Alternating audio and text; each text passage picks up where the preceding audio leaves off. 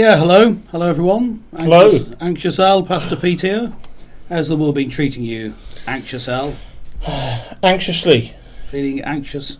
Kind of. Yeah, I've had moments this week. Yeah, I've struggled a bit, but yeah, just busy. Lots of things to do. Lots of broadcasts to do. So yeah, that's made it quite interesting. Yeah. Yeah. How about yourself? Yeah, I seem to be rushing about but achieving very little. I think that's yeah. I know how that feels. Yeah, I know how that feels. Yeah, I've had lots of Zoom meetings, so not physically rushing, but one of those days. Did you know that Zoom is actually American? Did you know that? I thought it was Chinese. Well, there was all that talk about being Chinese. I looked it up, and the guy who runs it is Chinese, but he's based in California, the Silicon Valley place. Oh, right. And he seems to have been there a long time, so I'm not sure how Chinese you could say it is. Yeah. Oh. You got your shoes on? There's probably a back door to the... What? You got your shoes on? Yeah, why? Do you want me to answer the door? No, whip them off. Oh, why is that? Because otherwise it picks up the noise when you're pressing on the bottom of that bar. This? Go on. Oh, right, I'll take my shoes off, yeah. Yeah, only if it's simple, like kick you off, not like a blatant, I'm taking my shoes off. No, it's got to be blatant. Oh, well, okay. Yeah. I won't put them on the desk, though, because... Oh, look, we've had a message. I don't want to ruin the desk. We've had a message from the Pixel Priest. Yes. Hello, Pixel Priest. Hello, how are you? Are you okay? Glad you've turned up. Yeah. Just taking my shoes off to make myself comfortable. Yeah. Let's stop the erroneous sounds. Yeah. Anyway, I've got a nice cup of coffee tonight. Yeah, so... Well, me too, but I'll get to it in a minute. So, we've got quite a bit to talk about tonight, so... So yeah. So what? 2 o'clock finish? we've got to save the world, so we've got work to do. We've got 3 o'clock finish then. Yeah, okay. Right, okay. Go on then. What's the first thing on the agenda? What we've got a few topics to talk about. We're going to try and get through as many as possible tonight. Right. What? Speed run them? No, we don't have to because there's no end time. But we're going to try and get through them all tonight. Okay. So I've got them jotted down in front of me.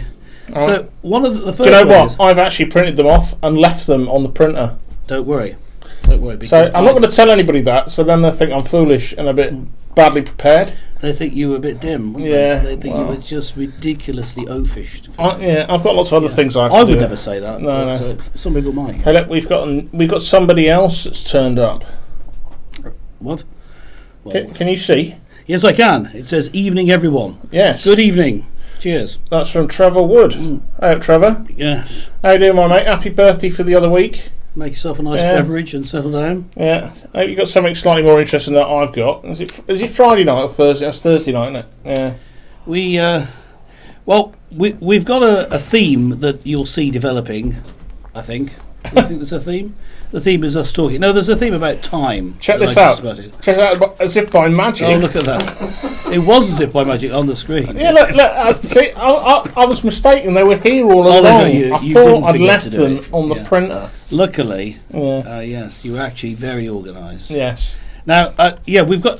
I think there's a sort of a time theme later.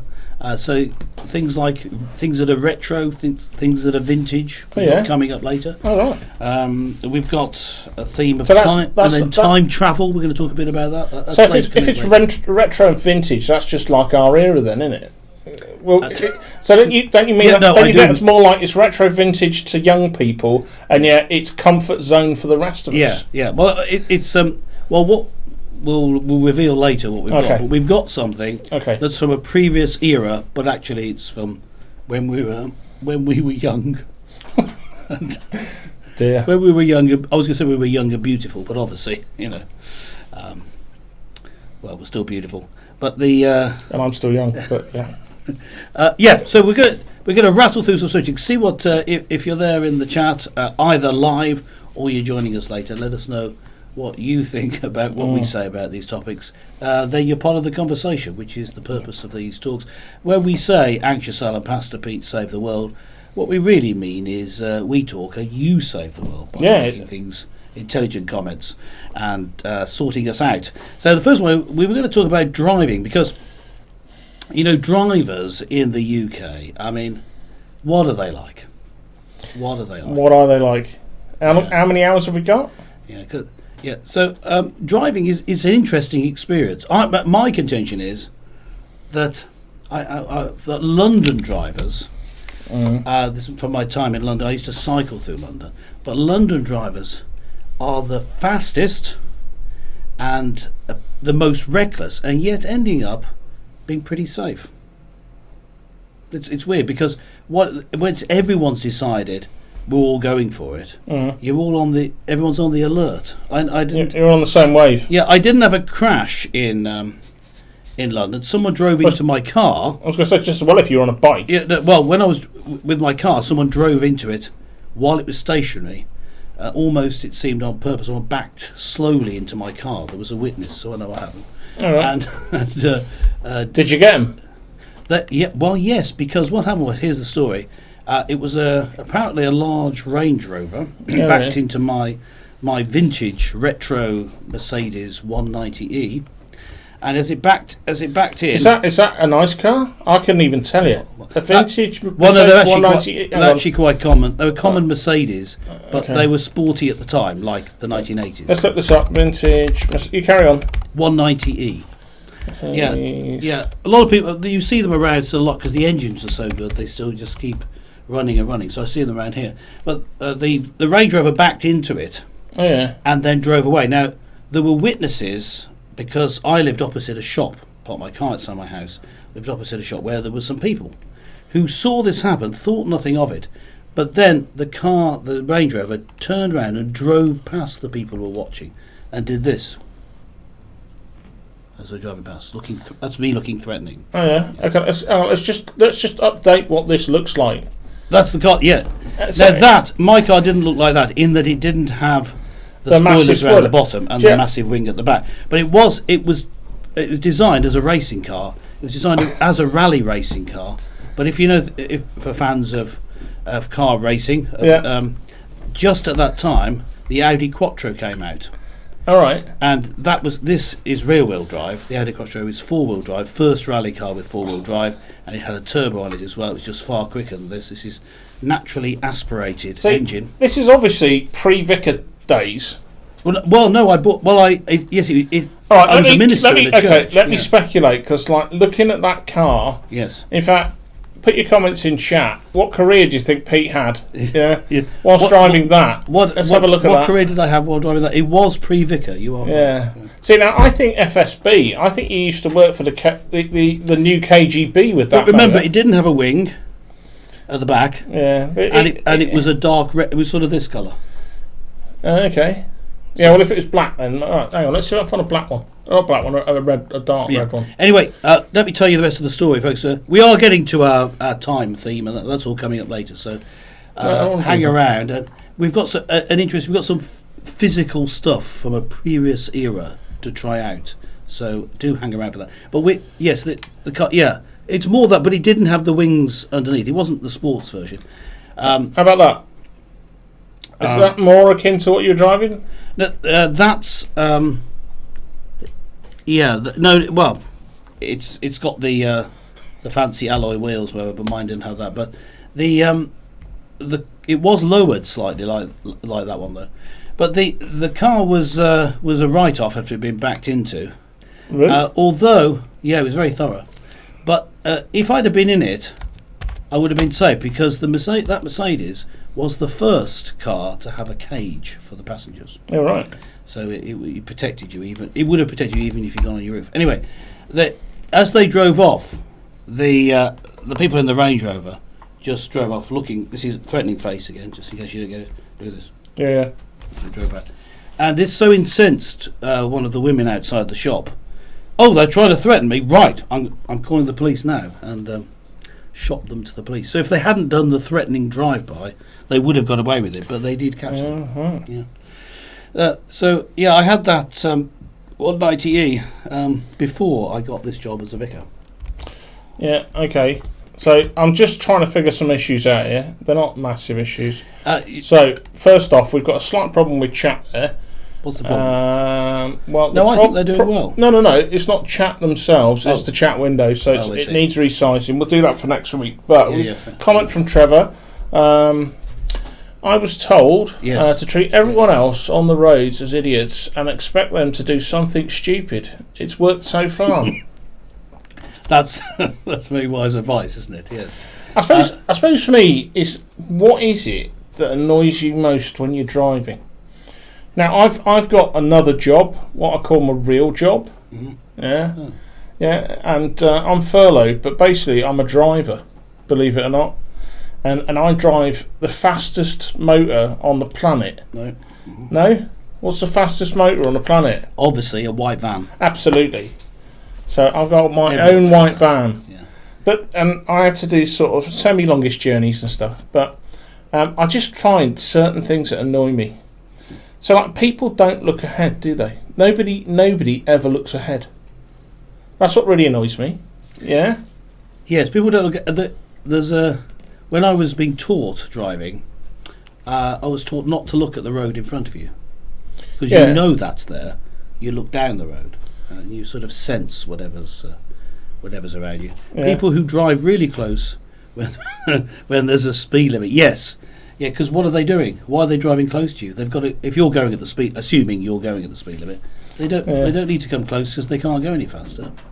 But isn't that just aggressive driving, especially on motorways? Well, it's bullying, really, isn't it? That's what it Yeah, is. I used to know a family member used to do that. I don't know if she's got any better. Hang on, well, I've given something away there. Yeah, my thing that really annoys me is on the motorway when you're travelling at about 70-ish. Yeah. Hello. Yeah. Hi, Kate. Hello, Kate. When you're travelling about 70 Yes. in the left-hand lane, and Yeah. you're starting to approach the car in front of you, Yes. and then the person in the lane next to you is coming up and overtaking you, but knows that you're about to get, and then they block you in, so you have to brake. Yes. That really annoys me. Well, you say no. I don't know. Well, because they're not looking ahead, so they don't think right. So I look ahead and I see, look, he's about to pull out. I can see he's going to pull out, so I'll then pull into the lane on the far right. And often people people on my kind of level of driving, which is the good level, they'll give you a bit of a thumb up because they know. But this happened to me the other day. I was on a motorway, and I was in the left-hand lane, and then this BMW went flying past me, and then this next BMW, and I was travelling at 70-ish, yeah, this next BMW drove up next to me and blocked me in, and I thought, oh, why do people do that? Why do it? And then hang on, there's more to this story. Okay. And then these two BMWs went off, and I was like, and I pulled out then to overtake the vehicle in front of me. It was obviously crawling about 50. And I suddenly thought, what are these two BMWs doing? But I did notice that the BMW that blocked me in, he had a fairly blacked out back window, and something was going on. Yes. So I thought, that's interesting. And then finally, this BMW that round the back went round the front of this other BMW, and a sign blazer popped up on his back window, and I thought, ooh, and it just said, watch your speed. And I thought, it's an unmarked copper. So it's an unmarked copper that kind of blocked me in. So I thought, well, that's fine, because it's the police, so of course anything they do is absolutely fine. Yeah, of course. Yeah, and then this bloke instantly dropped down at 70 and didn't change from his speed until he got onto the next motorway, which, strangely enough, was the same motorway I got on, and then I saw him go past me at about 90, so I thought it might have worked, but then it didn't. Yes. You know, but it was a new experience for me. I've never seen an unmarked police car warn someone to slow down. Yes. More on police. I mean, I was going to say something about police because we're talking about driving. Yeah.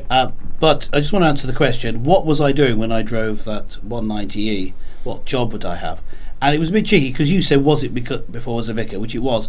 I was a minister of a United Reformed Church. Is that not a vicar then? It's not technically a vicar. Well, I know what you mean, but it's still a man of the cloth. And then I replaced it with another one when I moved here. So I had a vintage, the same Mercedes, but in a different colour while I was here. And I only got rid of it recently because it cost too much to run. So I like them. There's the sporty feel. I had them in the sporty feel, but they don't go too fast. You see? So you can feel like you're sporty, but you don't actually break the speed limit. Right. But yeah, I had the automatic, but purists will tell you you've got to have the manual gearbox, the sporty gearbox. Oh, okay. But yeah, anyway, police.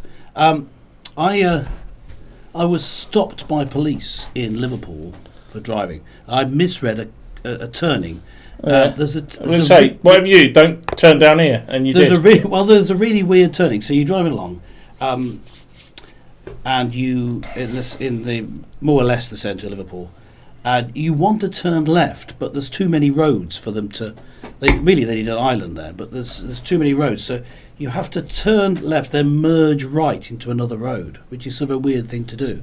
So I did it wrong. I went along a bit and turned left. So if I can, you're meant to go like that, and I went. Like that. I didn't follow that at all.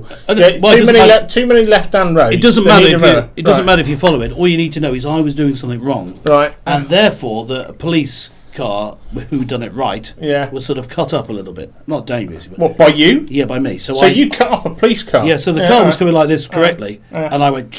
Like that. Yeah. So he came up beside me and stopped in the middle of the dual carriageway. I thought, it's a bit dangerous, but anyway, I thought it's a policeman telling me to do it. So and he looked. There were two policemen in there, so the big type.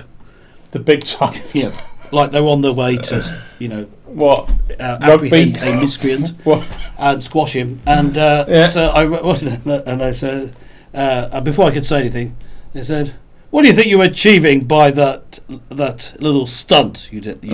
But said it in a Liverpool accent, which I won't attempt. And I said, I got the junction wrong. And he said, and drove off.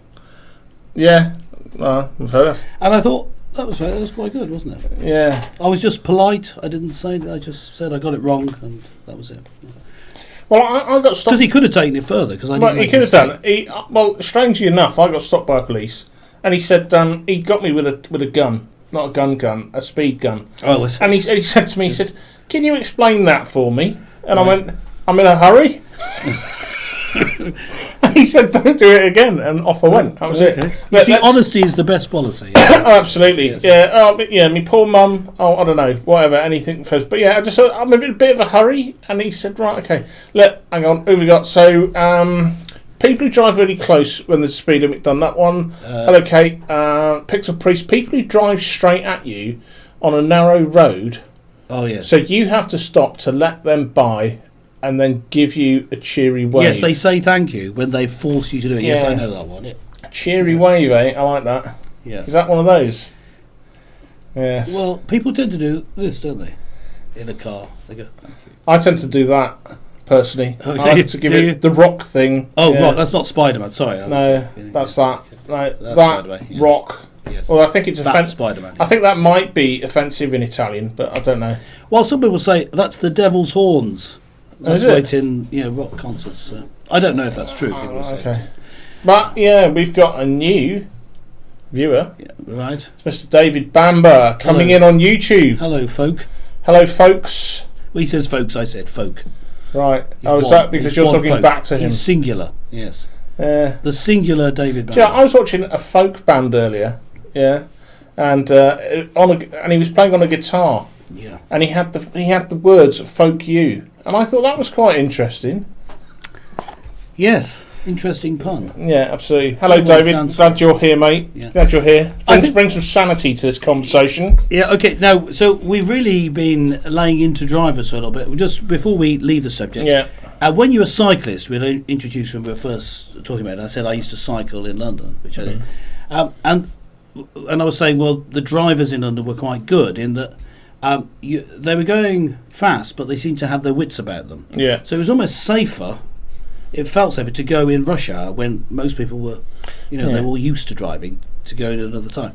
And so if you went round a corner on a bike, they were sort of aware of you going round next to you. Yeah. Whereas then when I moved to live in a village, Melbourne in Cambridgeshire, Melbourne without an E, not the one in Australia has an E. I lived around there, and it was sort of a quiet place. Coming round a corner, if someone would just rush past you in the car because they hadn't seen you. You see, they just weren't used to you being around. Well, more accidents happen at lower speeds. I didn't know that, but that makes sense. So more accidents happen at lower speeds, and I think it is. It's that feeling of safety. I think it's about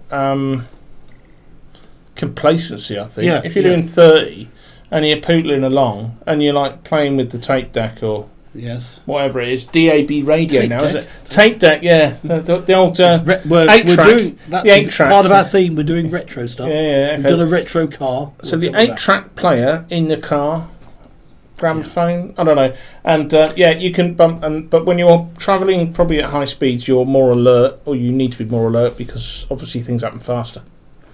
So yeah, It would be really embarrassing if you were breathalyzed when your parents were around, wouldn't it? yeah. In the car behind, just drove past, embarrassed. The parents Yeah. were in the So car. Yes. I tell you what, then, Pixel Priest, you can elaborate on that. So did you do time for that? You know, how come you got stopped do. and breathalyzed? Should do. Well, An explanation for that, and your parents just drove past. That's outrageous, isn't it? So anyway, just a quick question: what other countries have you driven in? And then we'll wrap it up. what other countries have I driven in? Yeah, I've driven in Scotland and Wales is that it? and England. Is that it? Yes. So you've only ever driven on the left. Yeah. Tape deck, showing your age. Had only had one glass of wine, so I was okay. It was this big. Yes. Yes. Glasses Yeah. come in different sizes. Yes. Well, I drove actually last holiday. We went abroad, drove in Tenerife. No. Yeah, that was right. How was that? Was that? It's the broad? same. It's just the other side of the road. Yeah, I know, but were they? How were they? All Our right. theme is what are drivers. What Well, were like? actually, the thing is that I think most of the drivers are tourists. Yeah. I think that the most interesting place I ever drove was in Thailand. Right. Yeah, Asia's quite interesting. I know in India the kind of concept of an ambulance is someone shaking a handkerchief out of a window. That is an ambulance, and basically might has right. So the bigger you are, you have ownership of the road. That's it. Right. Yes. The So yeah, bigger the car, Thailand was bigger the interesting because normally when you flash your lights in the UK, it's like, go on then, you'll go. vehicle. Yeah. But if you flash your lights in Thailand, it's saying, everybody, get out of the way, I'm coming. Mind you, That's according interesting. to the highway code, which we all had to memorise, Yeah. the flashing your light means I'm coming through. But most people don't use Really? it to mean that, do they? Most people use it to mean, okay. After you. Yeah, maybe that's the British. After you. Yes. Yeah. Okay. So that's become the meaning. So yeah, the Go on then. driving in the UK is. I think it does vary in different parts of the UK. Yeah. But I generally haven't had an issue with people being too rude or strenuous. You get people cutting you up a little bit, but I don't have any. The only bad stories I've got are things that have happened to my cars and a bike when I wasn't actually on them, All right. or on them or in them. Yeah, that I was on a car. Go on then. Yeah. Anyway, so Let's move it on then. well, collective nouns. You know, a collective noun is when you have a noun that talks about a whole group of something. Yeah. In other languages, you have them for almost everything, but in English, we only have them for a few. It's apparently Pitzel Priest isn't still doing time, so that's great. It's great Gladly news. not, or I might still be doing time. Yeah. How long ago was this? Yeah, that's. It looks like there's a bit of a delay on the chat. Well, chat is quite quick on Twitch. That's why we're here. If we were on Facebook, that very first comment, like "Good evening," might have just Yes. come in. No, Yeah. yes, let this be a lesson to you all. Delete Facebook, come to Twitch. Yeah. That's Well, actually, no, leave it because it's good for sending out that's true. events. Don't delete your Facebook Yeah. because we're still sending messages there. Yeah, But I'm glad we're that just interested in I'm that. just really glad that David's coming. See, David, the great thing is because we're putting chat on the window, you can see the chat coming from Twitch, Yes. and they can see the chat coming from there. So YouTube, even so though they you can haven't speak got to each anyone other. else, They can speak to there he each is. Yeah. There are more So- collective nouns than you think. Yeah. Oh, the right. collective- That sounds like fighting who's talk. got- Go on. Uh, Oh, hang on. is- I was replying to Catherine's comment. Hang on, let me check that. They're 'cause it talking should to say each reply. other. Oh, fair enough. Well, in the chat. What's Why going not? on? absolutely. Yes, why not? Yeah, so yes, collective nouns. There are some strange collective nouns. Though. Sometimes I don't quite believe it, because they're a little bit weird. The ones we had noted, an obvious one we had noted down was a flock of birds.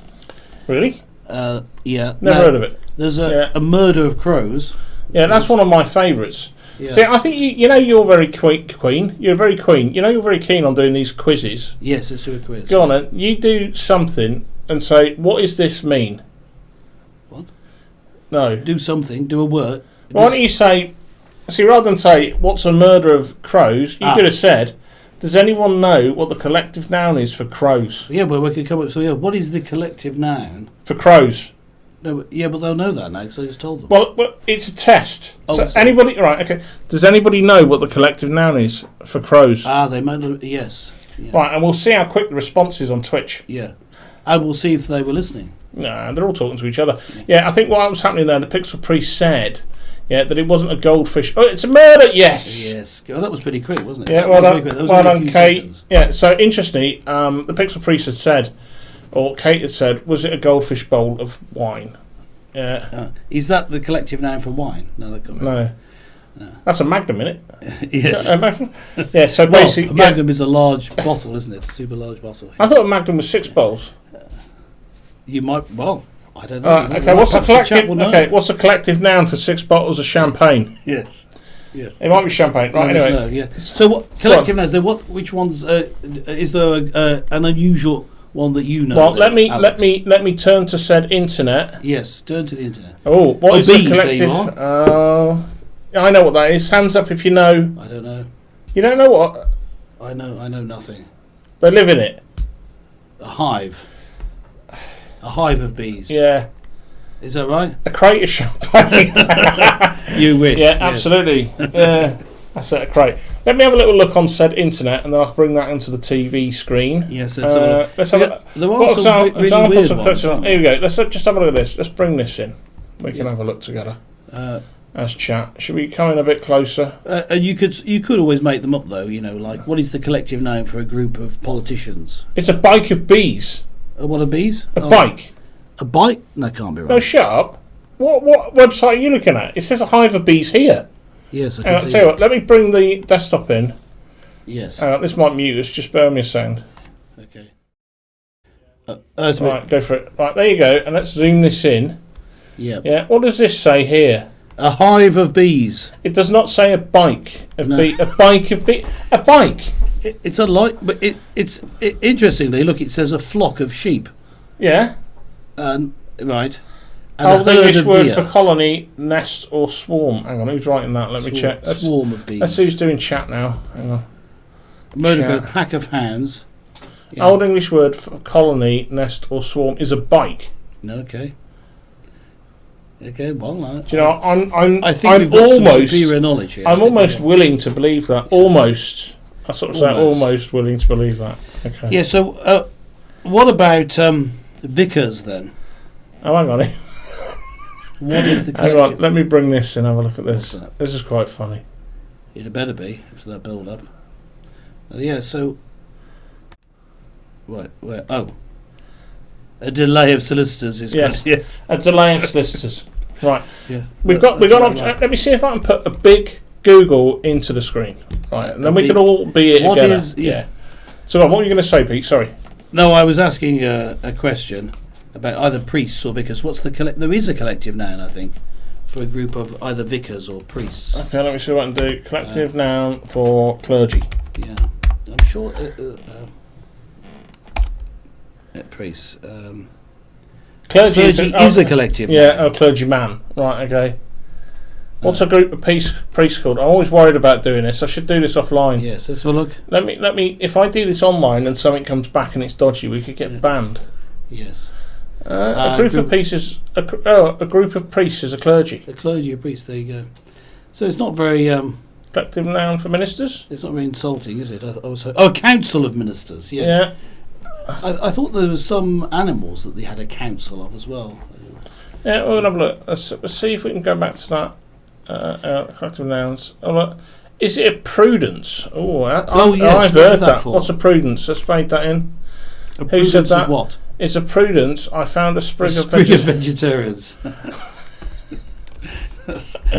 That's almost certainly not correct, but it should be, Right. even if it isn't. Let me go back to where we were. Collective A, noun. a delay of solicitors. We all need to I bring that in. I actually like that. Yeah, Yeah. delay of solicitors. Yes, after my recent experiences. Oh, really? Yes. Is this something you could share with the team? No, because it's something that's about to happen. A council of monkeys. All right. I think it is something like that. Yes. Just out of interest. You know that, David. Just out of interest, when this thing's about to happen, are you likely to disappear for a few months? I couldn't possibly say. No, it's to do with buying something. Oh, really? Yeah. Oh, okay. That sounds ominous. Yes. Tell me later. I'll tell you later. Tell me later. Okay. When no one's watching. Okay, so let's go to that. Yeah. So that's the collective nouns. What's the collective noun for? And you get cars. A jam, is it? Well, this might be an interesting. Cars. Yeah. Who knows? Yes. See, I've got the internet at my disposal. Yeah. Here. So you ask the questions. And we'll try Right. and Okay. answer. So Go on. what is a collective noun? Yes. For a group of hedgehogs. Oh. If you know it, wait. Let's see if chat. I don't can know get it. No, I'm just guessing. And I bet you anyone like the Pixel Priest is now googling what is a Don't collective Google noun. it. No. No. Well, no, I am. So I can Yeah, hardly. you asking the question. Yeah, I mean, it's kind of like to me them. saying that's Yeah, not yeah. fair.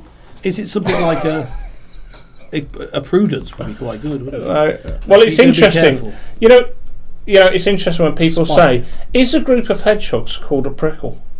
Oh, No, it's no, not. It's not called a prickle. No, because that would be one bit of a hedgehog, wouldn't it? I don't know. A group of hedgehogs is called an array. An array of hedgehogs. Let's That's bring what- that that's in what there. nice, isn't it? An Yeah. array of hedgehogs. Yes. There you A go. spike of hedgehogs. I like that. A spike of The hedgehogs. spike would be better. Yeah.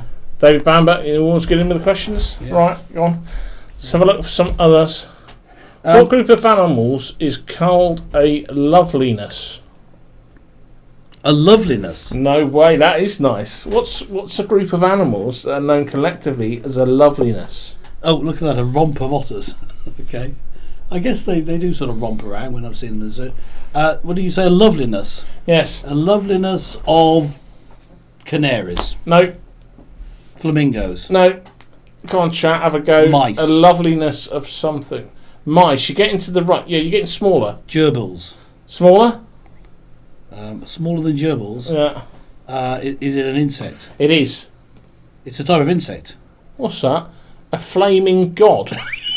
I think he means flamingo. I don't know that he may mean a flaming A god. flaming god. Butterflies. Yes. Oh, you're getting close now. Moths. Butterflies.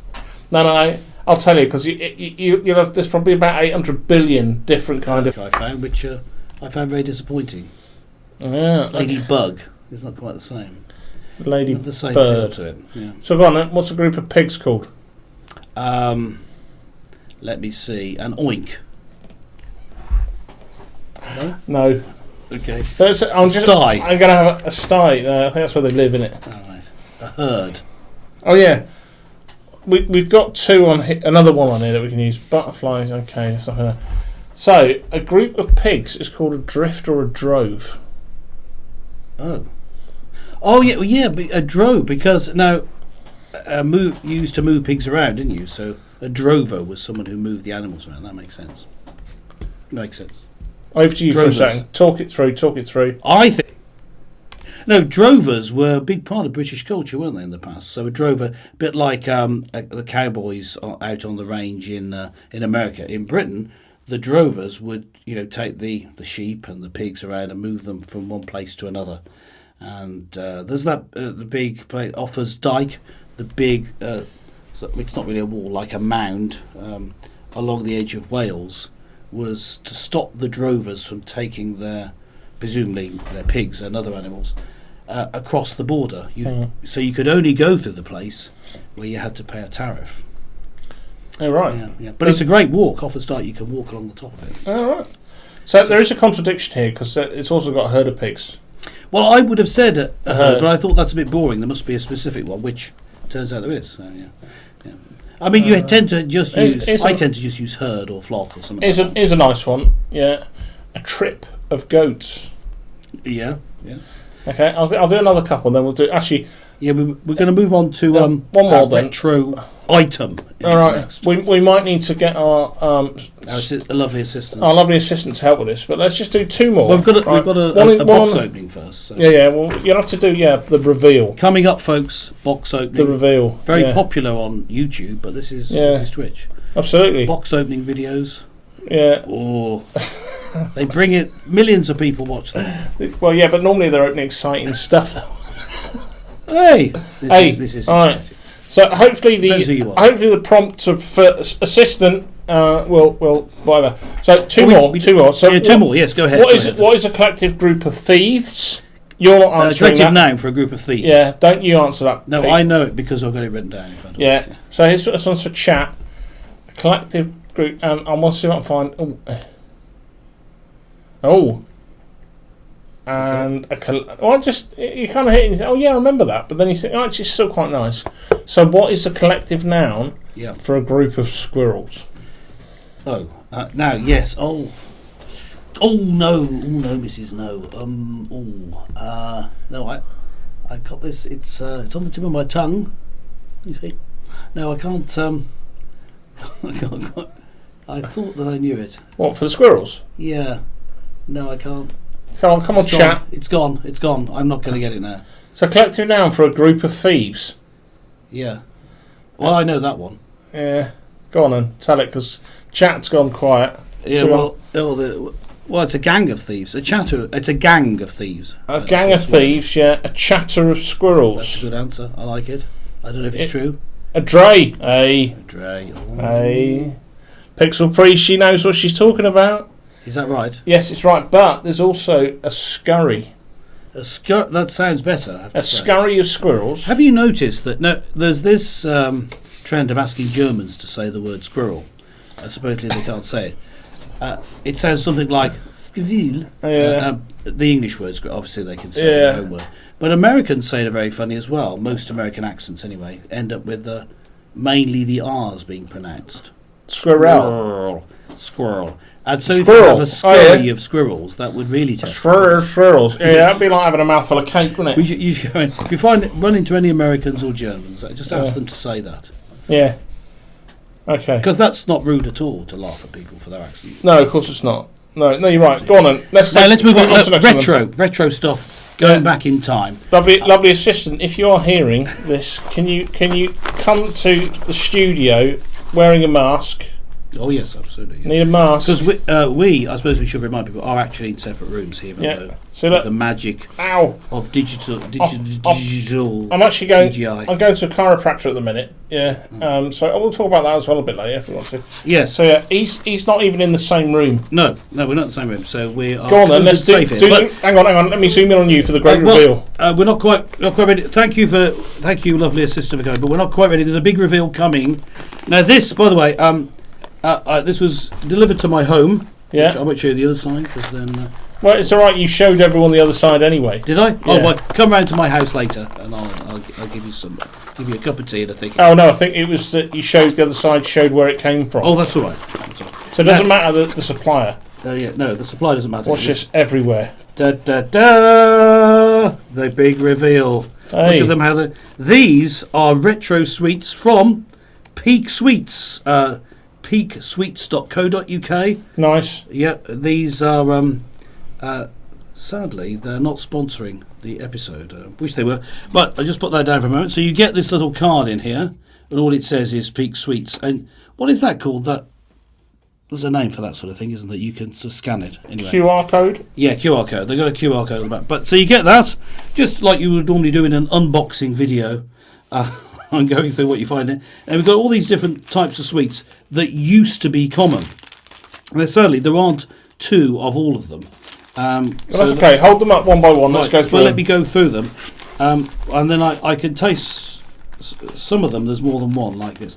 Right, this is Swizzle's Double Dip. Are we advertising it? Is this are we doing advertising? Yes, we're advertising this because we might get we might get them to sponsor us. Are we? Oh, hang on. No. I think hang on. Let me bring me in as well. Let me just do the clarification here. I'm certifying that under no circumstances are we being sponsored by Dib Dab. Swizzles. Swizzles. Why does it say Double Dip? I think Double Dip's the name of the actual item. No one's sponsoring this. We can produce this rubbish quite happily ourselves. Yes. Nobody's giving us anything for this. Right, back to Pete. Yes. But we'd like... No. No, that's another one. That's another story. Go on. Love Hearts. Remember those, everyone? Can you hold them up a bit more? Sorry, yes. A little bit, but without going out of focus. Yeah, it's going out of focus. Yeah. What I'll do is when you send some round here... I'll do that in a minute. I did just do a couple of different types. Go on. This one I thought people might remember. These are still around. I have seen them recently. Parma violets. Ah. Right. Now there's also these items. Have you had your tea, by the way? Yeah. Okay. So I'm all right. I'm allowed to have sweets, right? Yeah. So what I would do is I would have to share out what each person has. Would you like to try the whistle? Yeah, I don't mind. I'm going to send through to you some items. Right. And our lovely assistant is donning a mask whistle, and. There is a dip. There is a dip dab, but Is apparently that's owned by Barrett's now. Oh, is it? I'm just going to take some for me. So you can have the Parma violets. I'll have. I hate Parma violets. Oh, okay. You keep the Parma violets. No, I'll keep the Parma violets. That's fine. Yeah. Well, I'll keep one of these, which I think has got some sugary stuff in it. Yeah. Do you want rainbow drops? Yeah, whatever. Or love hearts? Oh, you can have the rainbow drops. I'll have the love hearts. Okay. And then I'll have a drumstick, and you can, and a refresher. You can have the other chews. Right. Could you take those two? We've divided those in half. Right.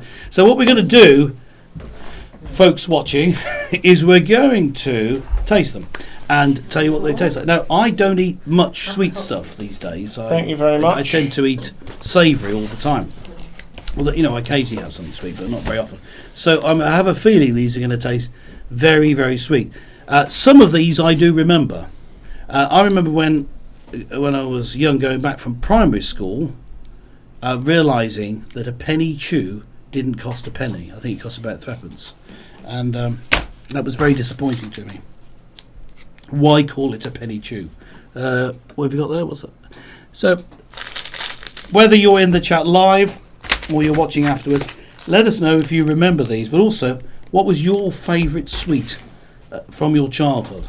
I mean, if you're still a child, you could just name sweet. But if it was your favourite, because there's some names that just disappear. We don't want them to be lost forever. Those memories of buying them. So we ought to try some of these. I'm going to try. Okay. Well, whilst you're starting to open that, Kate's put a comment on. She got Trevor something similar like this for his birthday from a famous place. Okay. Because I think we'll just get torn down for advertising here. But the thing with the flying rat in it. And Trevor's responded, and very tasty they were. Yeah. So, Trevor, which was the favourite one that you had? Do you remember what they were called? Was there something you liked?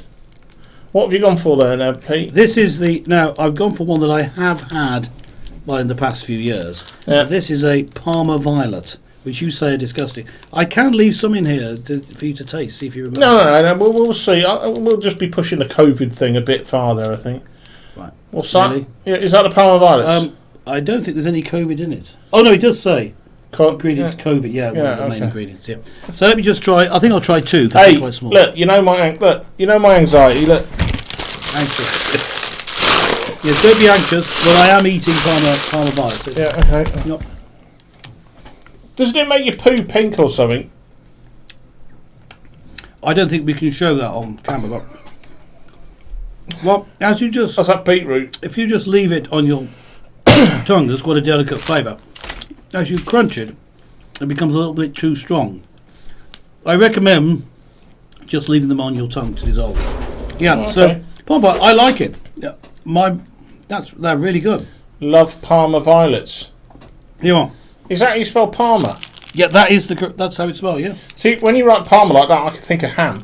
Right, I'm going to have a go at this thing then. Well, okay, what have you got there? I reckon this is just a little sherbet twist. I've got one of those as well. We can both do it at the same time. Have you got some scissors? No. I've got a great big knife. Do you want that? No? You might have to do it with your teeth. Let's see if I can do it. Let's see if I can. Right. Wow. Oh, that's really quite sharp. Oh, it's not sweet. Okay, there we go. No. I've only got a little bit out because I.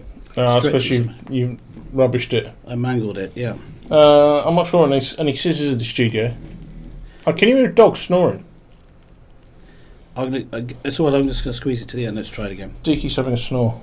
I've got some. Okay. Can you make it what that says? Camera. Probably not. It's still focusing on me. It says fizzers. Yeah, it is tangy, I would say. I'm not a big fan of this. Have they No? found Yeah. See, I think the purple ones of these are Parma violets. Yeah, you're probably right. Those are different. They all come from the same factory. The same size, yeah. Swizzles, is that a Swizzles Parma Violets? Yes, same make, yeah. So exactly. So I'm going to eat. Most of these are Swizzles. I didn't want Parma Violets, and yet the first two in here are purple. So I bet they're Parma Violets, aren't they? They probably are, yes.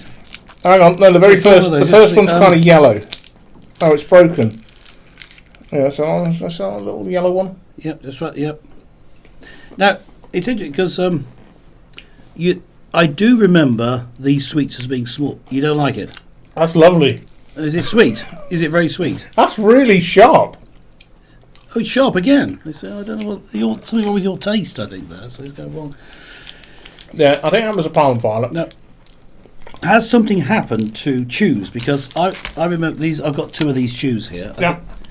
They seem a lot smaller, or perhaps I just remember them being bigger. That's two. Yeah, it's a bit like toilets at infant school, isn't it? These, I don't know. I think there is an argument that things like the Common Garden chocolate bars that we all grew up with have actually shrunk in size. I think they did get smaller, but have these? That'd be interesting to know if they have, because they do look quite small here. I don't know. I think when you're little, you only had little hands, didn't you? It probably looked like it was like this big. Yeah. It, but before I think we will try these, but I just want to check. You've got a dip there, haven't you? This.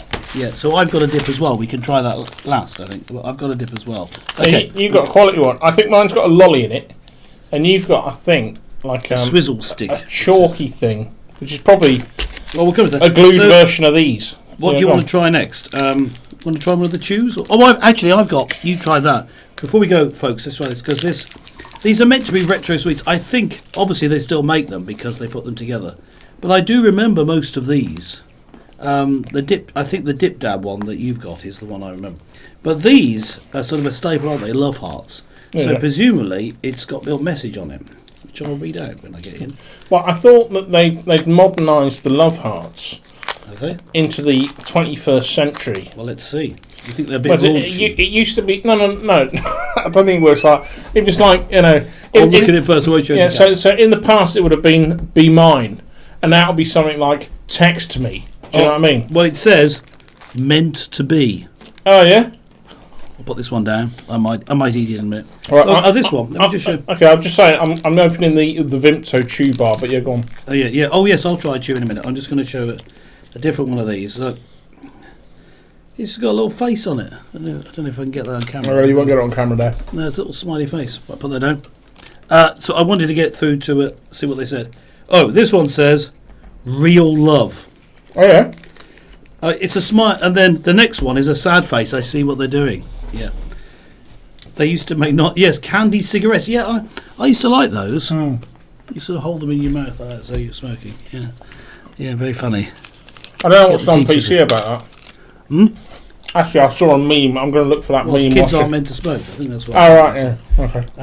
Right. Oh, you've got a chew. What chew have you got there? What is it? One has taken 3 fillings out and a crown.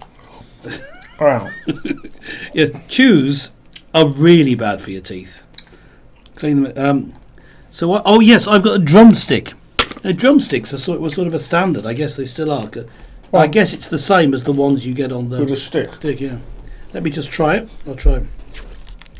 Yeah, it's the same sort of double colouring from that as well. Right, just bear with me. I'm going to go and see if I can find a meme. Yep.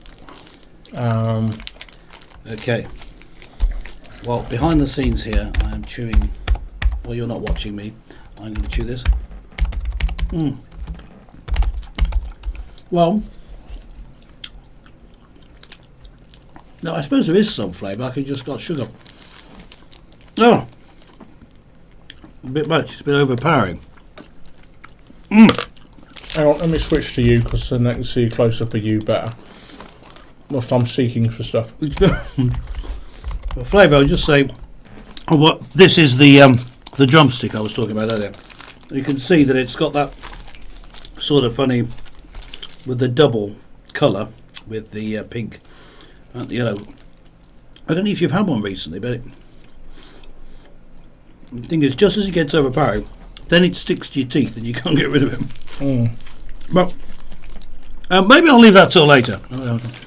I was still chewing on mine, and it was almost broken teeth trying to get into it. I think we must. Oh, I didn't eat one of the. I didn't eat one of these. This one says real love. Let me see what real love tastes like, shall I? Well, leaving it on the tongue, it almost tastes of nothing. It doesn't even taste sweet. If I just chew it. Okay. And we've got some things coming up in the chat. I can't find that meme. Well, not without spelling ages, so I'll leave it. Yeah, just put it full So screen. someone's going for it here. So Sherbet dips. Oh, opal fruits. Yes, I remember. I don't remember floral gums. Opal fruits still exist. They're just called something different. Oh, do they? Right. Sherbet dips, I remember, yeah. What's the opal fruit now called, chat? Yeah, what is the opal fruit now? Are you ready for your dip? Dippity dip, dip, dip. Yeah, I've licked this bit, so I'll have to eat it now. Oh, right, okay. It's interesting. One of the... Don't you remember doing that as a kid? Pick some up and lick it quick, and then no one else could have it. Okay. Yeah, that's what you were like. Now I've got a picture of you now, yeah. Yeah. Starburst, well done, Pixel. So yes, we're going to open this, the dip. Mm-hmm. See if I can get into it. I think it might be better to... I don't remember having a pair of scissors when I was a kid to get into all my sweets. Okay, now this... Unfortunately, I haven't got this is my swizzle stick. Yeah. So it's some chalky thing, yeah? Is it two colours? What, the swizzle stick? Yeah. The swizzle stick appears to be one colour, but it has a groove in it here. Yeah. To put the stuff on. Let's see if it tastes of anything itself. No, it doesn't taste of anything. I look like I've opened up a bag of Colombia's finest in here, look. I don't know what you mean. What is it? No, yeah, well, you would. It might be difficult getting through customs with that, mightn't it? No. Right, I'm opening up this. Well, this could be anything, couldn't it? If someone gave you a packet of this, you'd look at it and think... Yeah. Right, so if I lick this, yeah, and then dip it in, it's already moist, I should be able to... Let me just try this way. So I've got my powder on here. Moist, that's a good word. That's one of your favourite words, right? That looks like you're about to stick that straight up your nose.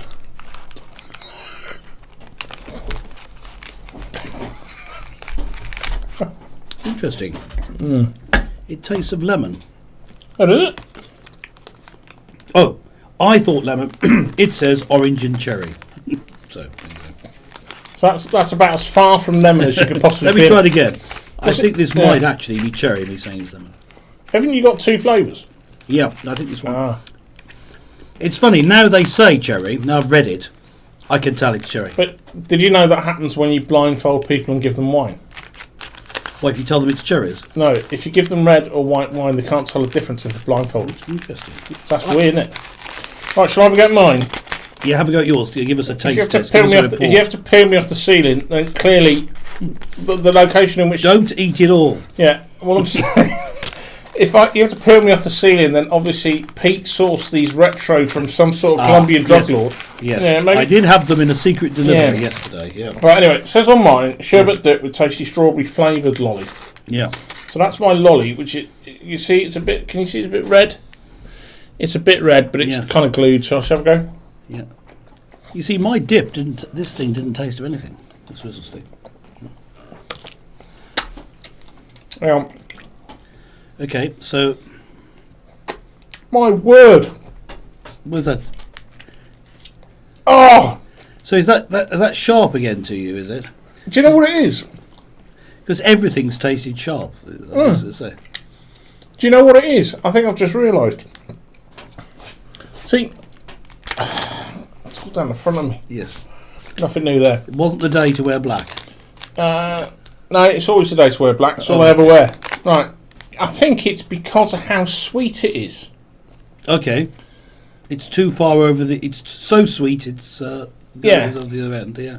It's like white chocolate. Does anyone else like white chocolate? Me, I find white chocolate too... It's too sweet. It's like... I used to like white chocolate. David coffee. David will be... Right. We'll be bringing them around later. Yeah. So you'll be fine. Yeah. Not really. Don't worry, Dave. I'll get something in the post here. So anyway, this tastes... Yeah, it's... absolutely vile. Yeah. So, For a future episode, I've got some other taste tests which are perhaps a little more wild to try. But Wild? I just thought I'd try something from the past, as we've got another theme to do with time coming up. Our main theme is to do with time. So I'm about to make my dog go nuts. Oh yes, you've got the whistle now. There's that. Which movie? You told me to put things in quiz form. Okay, here you are. Yeah. Which movie? Which well-known film were the Toot Sweets in? Kate hates white chocolate. I know that. White chocolate, way too much. Way too much. Right, I think we'll leave these because we can come back to these a bit later. Yeah. Well, we can. You can keep eating them. No, I think I'll pass. Yeah. Now, which movie were Toot Sweets in? Anyone know? There was a song about it and everything. And the first person to get the answer in chat wins absolutely nothing. They win us eating sweets in front of them. Oh no! Yeah, don't eat any sweets. Yeah. I tell you what, I need some. You need some coffee now to take away. I need some secret stash. Oh right, yes. But I tell you, of all of them, I didn't really enjoy any of that. I used to like sweets when I was young, but these I do like. The Parma Violets. They're nice. Yeah. It's all quite a subtle taste. Do I like peanuts? I also like peanuts, but I haven't got any of them in this studio. So yeah, we haven't got any. Yeah, so we're going to be moving on in a second to another subject to do with time. But I just had that question about edible insects next time. Yeah. Hey. You're close. That isn't the one. Do you know what? You've got some of it. Oh yeah, well send them just to. I'll try something different. That'd be I'll be up for that's it. fair, isn't it? No, actually, that would be interesting. I think that would be, something like edible insects or something weird to taste. That would be great. Something that we haven't tasted before. This was more sort of a gentle introduction to it. But actually, I think that was a lot more savage than you thought it was going to be. I think I've lost 3 teeth. Yeah. And 2, I did. They were so sour in a sweet way. But no, I'll definitely give edible insects. Most insects are edible, aren't they?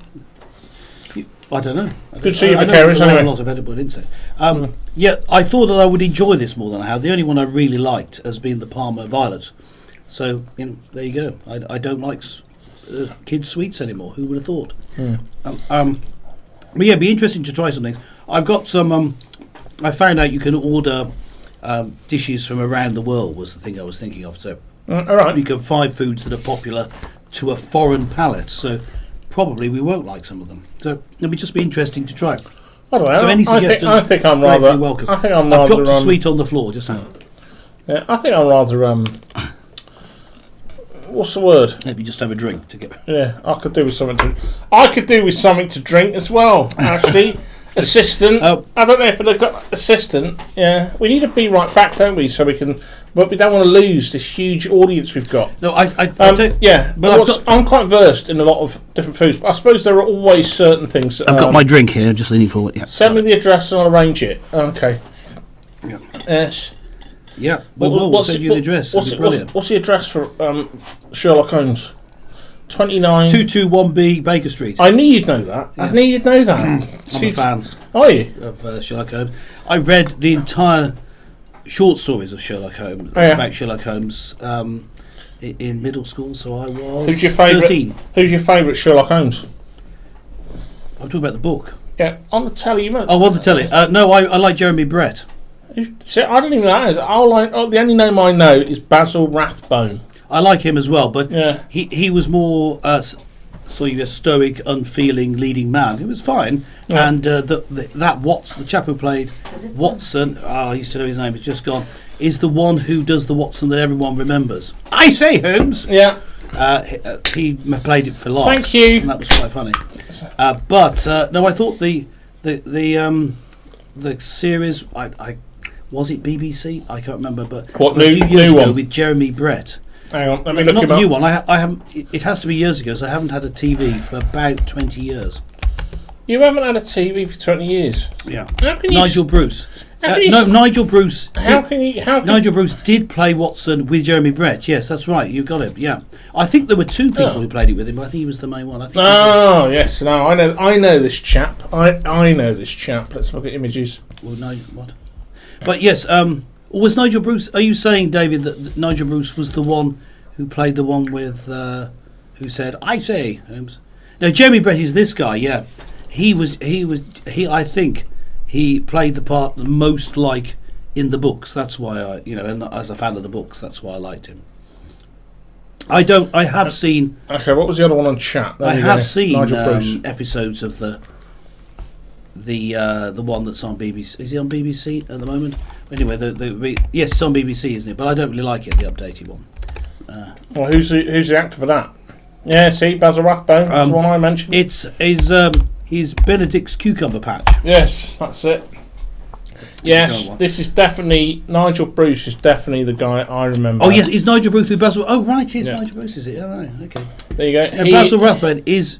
Oh, that's Nigel Bruce. Yeah, that's the classic image. That's it, and he says, "I say, Holmes, extraordinary," and he would say, "Yes, elementary, my dear Watson. You know my methods." He never actually says that in the book, but he did say it in the films. Yeah, I like the Sherlock Holmes stuff. Especially some of the later stories. Once, I guess he's got used to the characters, and you had more of the strange relationship between Watson and Holmes. The strange relationship. Are we getting all a bit? No, it's strange today. These days, in those days, it wasn't. So he was a big admirer of Holmes. And tells the story, whereas these days you get some strange sexual overtones put into it, and the people just can't help themselves doing it. At the time, it was normal to want to be with someone who you admired and to be friendly with them. There didn't seem to be any question. The sort of questions people have those days. Let's look at Morecambe and Wise. They shared a bed together. Well, they did on the TV show, yes. Yeah, well. Not in real life. That's not quite what you meant, was it? But they did used to share a bed together. It's interesting that because that was seen as perfectly innocent, but it was sort of like maybe an homage, but certainly it was similar in style. The way they were in the bed and they're talking to each other, the way they to the Laurel and Hardy films when they often shared. Oh yeah. Who was your favourite? So that was out of which? Laurel and Hardy. Oh, I thought you meant from double acts. Laurel and Hardy, they needed each other, didn't they? Yeah, but who was your favourite? What? Are you asking me? Yes. Or the chat? I'm asking you. Otherwise, I'd say chat. Who's your favourite? I want to clarify the question. So, chat. My favourite double act or the favourite within that double act? Yeah. Do you know when you ask a question, you think, I don't know why I bothered. Yeah. Who's your favourite? Stan Laurel. Oh right. Stan Laurel. Yeah. See, I see you're an Oliver Hardy. I just thought they needed each other. I thought it was a good double act. They do, don't they? They do. Right. Morecambe and Wise, they need each other. They just got used to each other, and they were funny in the later series. I think Morecambe and Wise, and they got funnier as they went along. Morecambe and Wise. They was always funny. If you watch the earlier series, there's a lot of what would now be called Me Too moments. Me Too. There were a lot of sexist jokes, and a lot of the humour seemed to derive. The punchline was a scantily clad woman coming on. Yeah, but that's the 70s for you, isn't it? Yeah, but then as it moved through the 70s, later on they'd stopped doing that because they wanted to appeal to the more mainstream audience slightly earlier. They realised it was wrong. I don't think they realised it was wrong. In fact, Eric Morecambe did in an interview say he would prefer to do that. I think, but I think it was him.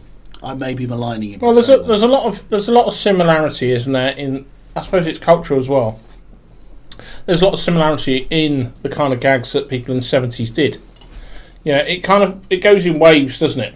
So it's driven by what's right in society. Yeah, I mean, for example, a standard joke is my wife, take my wife, wish somebody would. Yeah, and there was a a standard. You make fun of your wife and your mother-in-law. That was sort of seen as acceptable, but yeah, I nearly told a really rude joke there. I was going to do another one. What, from your time on the comedy circuits? No, it's like the same thing. My wife, someone take my wife. Take my wife. Yeah, I wish somebody would. Yeah. I think it's my wife, when she sits around the house, she really sits around the house. No? It's like, she's, I think that's a large joke, and I'm not allowed to do that. Yes, So I think this is what happens. This is why I'm anxious. You see, I'm online. Is actually because we're online, and I've got absolutely no idea what I'm allowed to say. You can get deplatformed at any moment. Yeah, which in itself sounds a bit rude. Oh, that's a nice smile. Zip, we've been cut. You can't make positive comments to people anymore. Come on, let's move it, because actually I sided us off. I sidelined us off on the old Sherlock Holmes. Sidelines. Okay, where were we? We're retro. We're time. We're going back in time and asking the question about time travellers. Now, I mentioned this to you earlier, and I don't think you'd caught on at the time. It was a few years ago. There was a trend for people saying that they travelled back in time. I don't know if you got. There was a short video, but you could just search for it. There was this. Yeah, I watched it. Oh right, okay. It was rubbish. Yeah, but there was a. Yeah, but this is the whole point. There were people who claim that they've travelled back in time. Have you got that? Could you play it? No, we can't play. It's that bad. I'm refusing to play it. There was a video. Did it even have any audio? Did he have any audio? No. I don't think he did. No. He was just taking it. So there was nothing in that. See, now we built it up. I've got to show it. Yeah. Well, I haven't told them what it's about. Right, you carry on. There was a trend of people claiming either that they'd seen something in a photo which showed people had travelled back in time, sometimes travelled forward in time, or H.G. Wells. Yes, he was great. The Time Machine's one of my favourite books. But when people travel in time, there were some clues about them that show that they've travelled in time. Now, if you see someone in an old photograph, obviously wearing modern day clothes, you think that. What else would you think? But that must be a time traveller. And there's a famous picture of a man who's known as the hipster time traveller, which you could probably Google and find. In which he looks like there's a whole scene of people. I think it's 1950s, that sort of time, looking of the time, and there's this one guy in cool sunglasses and a t-shirt. What's he doing there? There was an incident on Piccadilly Circus where, in the early 20th century, a man appeared in the middle of the street with those mutton chop whiskers. And he suddenly appeared in the middle of the street, and obviously Victorian clothes. He wasn't used to traffic. He was scared. He didn't seem used to traffic, and he got knocked over and killed. When the people investigated him, they found that he had money from Victorian times, some folding money, paper money, that didn't look in the slightest bit worn. It looked like it was from the time. So, was he a time traveller? Well, they found out some information about him from what he had on his person. They found the family and the son who had the same name as him. And he had disappeared in 1876 under unknown circumstances. That's the story told. So people say, this is someone who went forward in time, accidentally, presumably, as he suddenly appeared in the middle of the street. So there's those different time travel stories. Then there's ones where people look back a long time in history. And, if you're a fan of Doctor Who, who is a time traveller, there's sometimes a plot revolves around him. You're watching an old film and he's in the old film and trying to get a message through to everyone. But people believe that they see celebrities in old pictures. And there's a picture of what I think is like... some of the early Americans out on the west on the prairie, and I think that's the scene. But anyway, there's a little boy and a little girl, and the girl looks exactly like Greta Thunberg, the climate change activist. So is she a time traveller? So those are the sort of things that got popular, right? But the ones that I'm talking about, when people say they've from now and they've gone forward and come back. So they've gone forward to say 2030 and come back. Or they're actually from the future, from 2030 or further in the future, and they've just come back and accidentally got stuck here in this year. And so they will then have something on them. Usually, there's one guy who had a little photo of what things are like in the future. And then there's this chap. Did you find the clip? I did. Yeah. And this chap who, well, he went into his kitchen and he found a hole through the back of the cupboard, and he went through it, and he ended up in the future. And then he took this video with his phone. Right. Recorded with my mobile No phone. audio for us. Right, this is no audio, guys. That's fine. Right. It's very, very short. It's a few seconds long. 15 seconds. Brace yourself for the fun. Yes. He goes forward, and yeah. Well, you can read what he's saying, yeah. Look at those two people. Don't they look alike? Same tattoo. Hakan Nordqvist. There we are. No. So, there we are. What do you think of that? Convincing. He went forward in time and met his future self. Yeah. It's obvious. It must be true because he had the same tattoo and everything. Be interesting. I think he went. He went forward to 2042. He says. See, elsewhere. I want to say to you that you do realise that they've taken the word gullible out of the dictionary, don't you? Oh, really? Why is that? No, he was forward to 20. Well, the interesting that when we get to 2042, it'd be interesting to find out if this older guy meets someone from the past, his younger self. Be interesting, wouldn't it? So there's a video of 10 theories that prove time travel exists. So what? Yeah, exactly. So, what do you think of that? So you weren't convinced by that video? No. Shall I tell you? I'll tell you before we move on to my main question about it. I'll tell you a little something about it. That was an advertising campaign. It wasn't an attempt to pretend. It was to advertise BMW. I think the future of cars. But that actually makes sense because most car adverts you don't have a clue what they're on about until after they finish. And apparently, this company who did that, they Are you getting notification alerts in your ear? Yeah. Yeah. Hang on. Let me switch. It's what time is it? Is that being broadcast out? No, it's not going out. No one else can hear it. Well, so that's it. This story was part of an advertising campaign. It had a blog of this time traveller, and it had a sort of a fake documentary, a mockumentary of him, how he felt when he went forward, and he had the same tattoo. Now, I looked it up, and I just before I found that. Which I found out the truth about it by someone writing in the comments. Hey guys, this is just an advertising campaign. And then I found the company that had made it. But before that, I just looked up the name of this guy, and he was wearing a shirt where you could see his arm, and he didn't have a tattoo, and he was speaking at a conference on marketing. So I thought that gave me the clue that. It wasn't some man pretending he'd gone into the future. Yeah, but there's some real deep time travel films, isn't there? You don't watch films, do you? Oh yeah, I watch films. But, I just don't watch. What do you do? I don't watch on your terrestrial computer? TV. No, trust no. But I don't watch good old H.G. Wells. Soaps. Yes. BBC News. See, I remember the Time Machine from 1960. Let's have a look. The Time Machine. Is that H.G. Wells' Time Machine? Is it based on the book? Yeah, absolutely. Time Machine. So there's been a remake of this. So I think I saw that version. The original Time Machine, which was.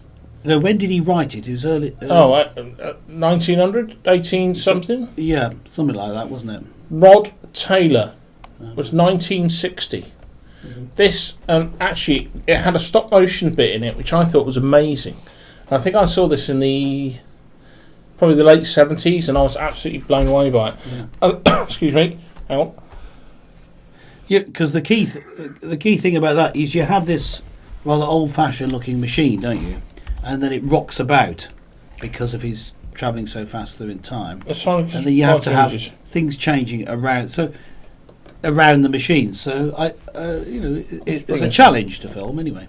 It's a challenge to film. This was the original Time Machine. Is that what you need to see in 2019? Yes. Well, it's interesting you should say that because 2019, that was pre-COVID, so we're in a different era. Yeah, sure was. What are these called? Do you remember? Morlocks. Yeah. And Morlocks to you? And she's Eli. Yes. No, Eli. he In fact, her name's Weena. yes. W-E-N-A. Yes. Weena. Yes. Not a sausage. No, that's... In the book, I can't remember the film. I read the book again recently. Oh, yeah. And it's interesting how what you might call savage it is. I mean, it's totally pitiless. What, the book? Yeah. Well, yeah. I don't know if, spoiler alert, if you're going to read the book, she gets killed. And he doesn't. He's a little bit upset. But he doesn't care that much. Spoiler alert. Yeah, I love that. Right, here's a spoiler alert. Normally, when you do a spoiler alert, you're going to say spoiler alert, spoiler alert. Wait a period of time, at which point somebody can mute something. Spoiler alert, she dies. Hang on. Aren't you supposed to give somebody some sort of like, you know... And if you don't want to know the results, look away now. She died! Yeah, okay. I could have been lying. But yes, it's quite savage the way it's all treated. But he does go back to. Well, I've actually seen this, and I've seen. He goes back to the future, doesn't he? Well, that's another amazing trilogy. I don't mean the film. I mean, I know, but that's an amazing trilogy. But there was another version of the Time Machine done with Guy Pearce. Oh. Which is in 2000. I believe it is 2002. I can't believe it was that long ago. Was it any good? I actually quite enjoyed it, apart from when he got to the. I'll show you an image of it. Let's bring it in. Yeah. No. Yeah, this is the Time Machine. Mm-hmm. So here's your modern day Morlocks.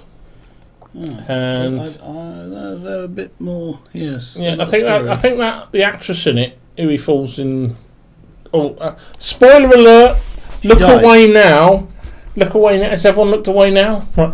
The actress I think that he falls in love with is Samantha Mumba. Yes. But yes, who's that character? Well, I think he's the sort of leader of the Morlocks, but he's actually quite. It's Jeremy Irons. Oh right, the actor. Jeremy Irons. But it's quite good. Yeah, it's quite. I thought it was quite good. 2002. Well, I might look it out. I haven't. But there you go. There's an image of. Can I do that without blowing everything up? There you go. That's a new version of the Time Machine from the first. But I agree with Vicarious actually. I liked it, but the original was very good, especially the stop motion one when the snail and the flowers and the seasons and all that.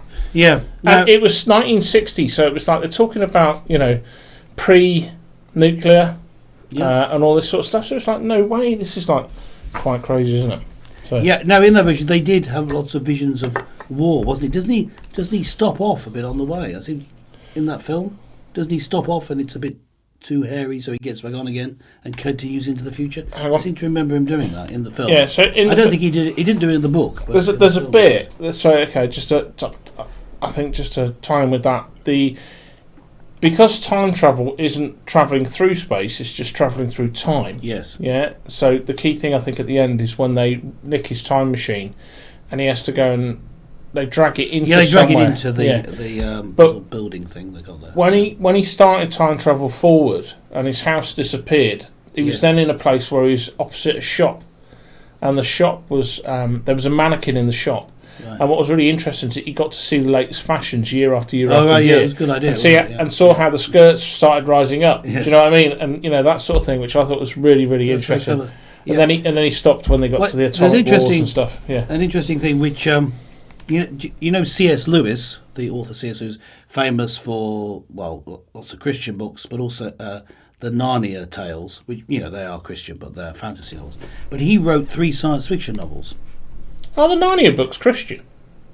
Well, it's a Christian allegory, isn't it? The lion is sort of like a Christ figure, yeah. Oh, right. And in fact, the films... Never thought that through. Yeah, go on. I certainly remember the Lion, the Witch and the Wardrobe. People complained about the films, that the lion was too much of a Christ figure, so there was some complaints.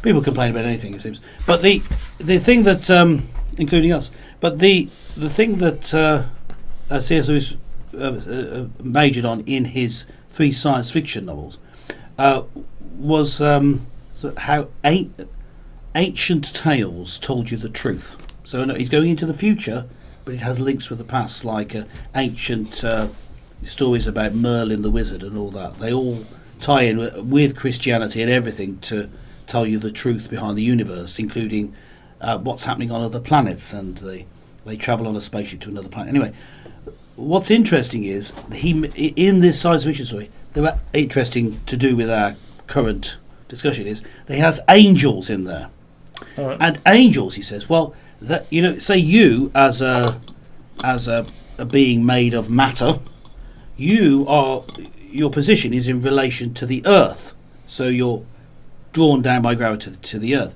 But angels are spirit beings, therefore they're sort of standing, say if they're in front of you, but they're static, not in relation to the earth, but to the universe. So therefore, when you look at them, it looks like they're travelling at 1,000 miles an hour, but they're still, because that's what the Earth's the Earth's travelling very fast. So he describes this in his story. It's got a clever way of making them seem otherworldly.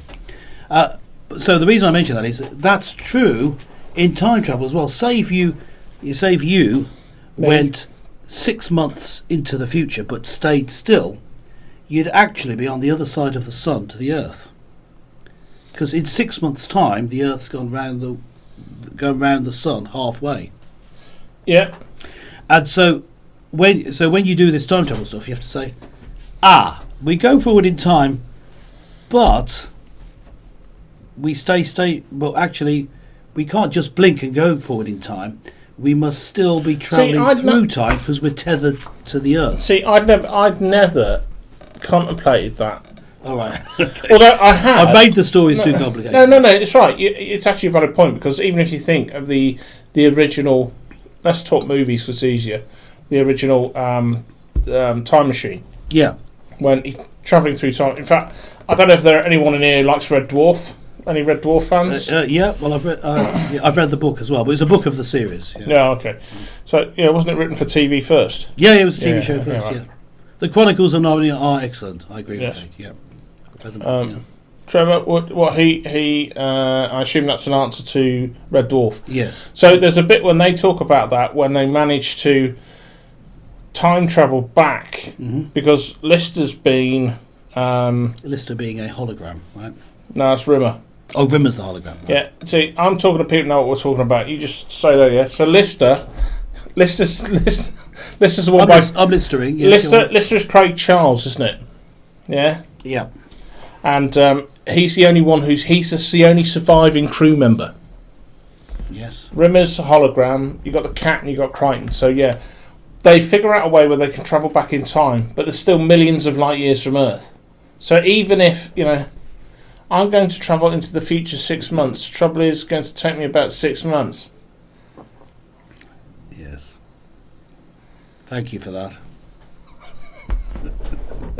Okay, he should interrupted my thing now. Yes. What did I say? Yeah. Anyway, so the time travelers, they're still in the same space. You keep interrupting. Don't worry. Yeah. Carry on, mate.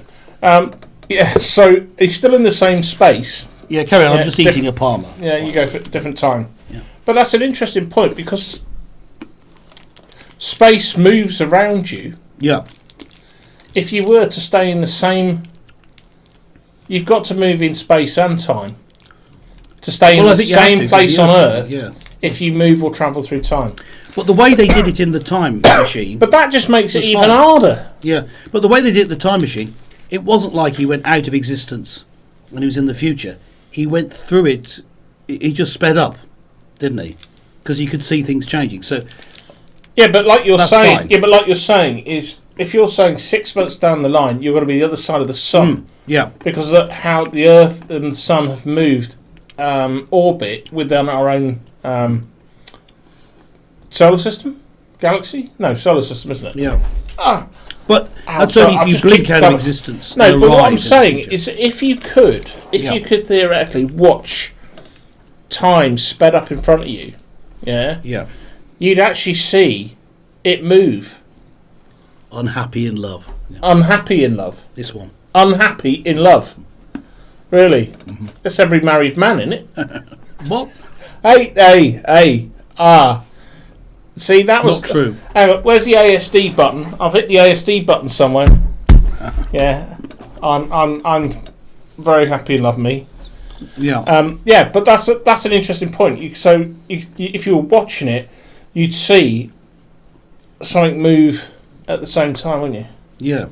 So, like I say, that makes it almost even more impossible to travel faster than light, and therefore. Yeah, but yes, if you the current, if you talk about scientific theories, of course, there is this interesting scientific theory that as you get closer, if you get faster and faster,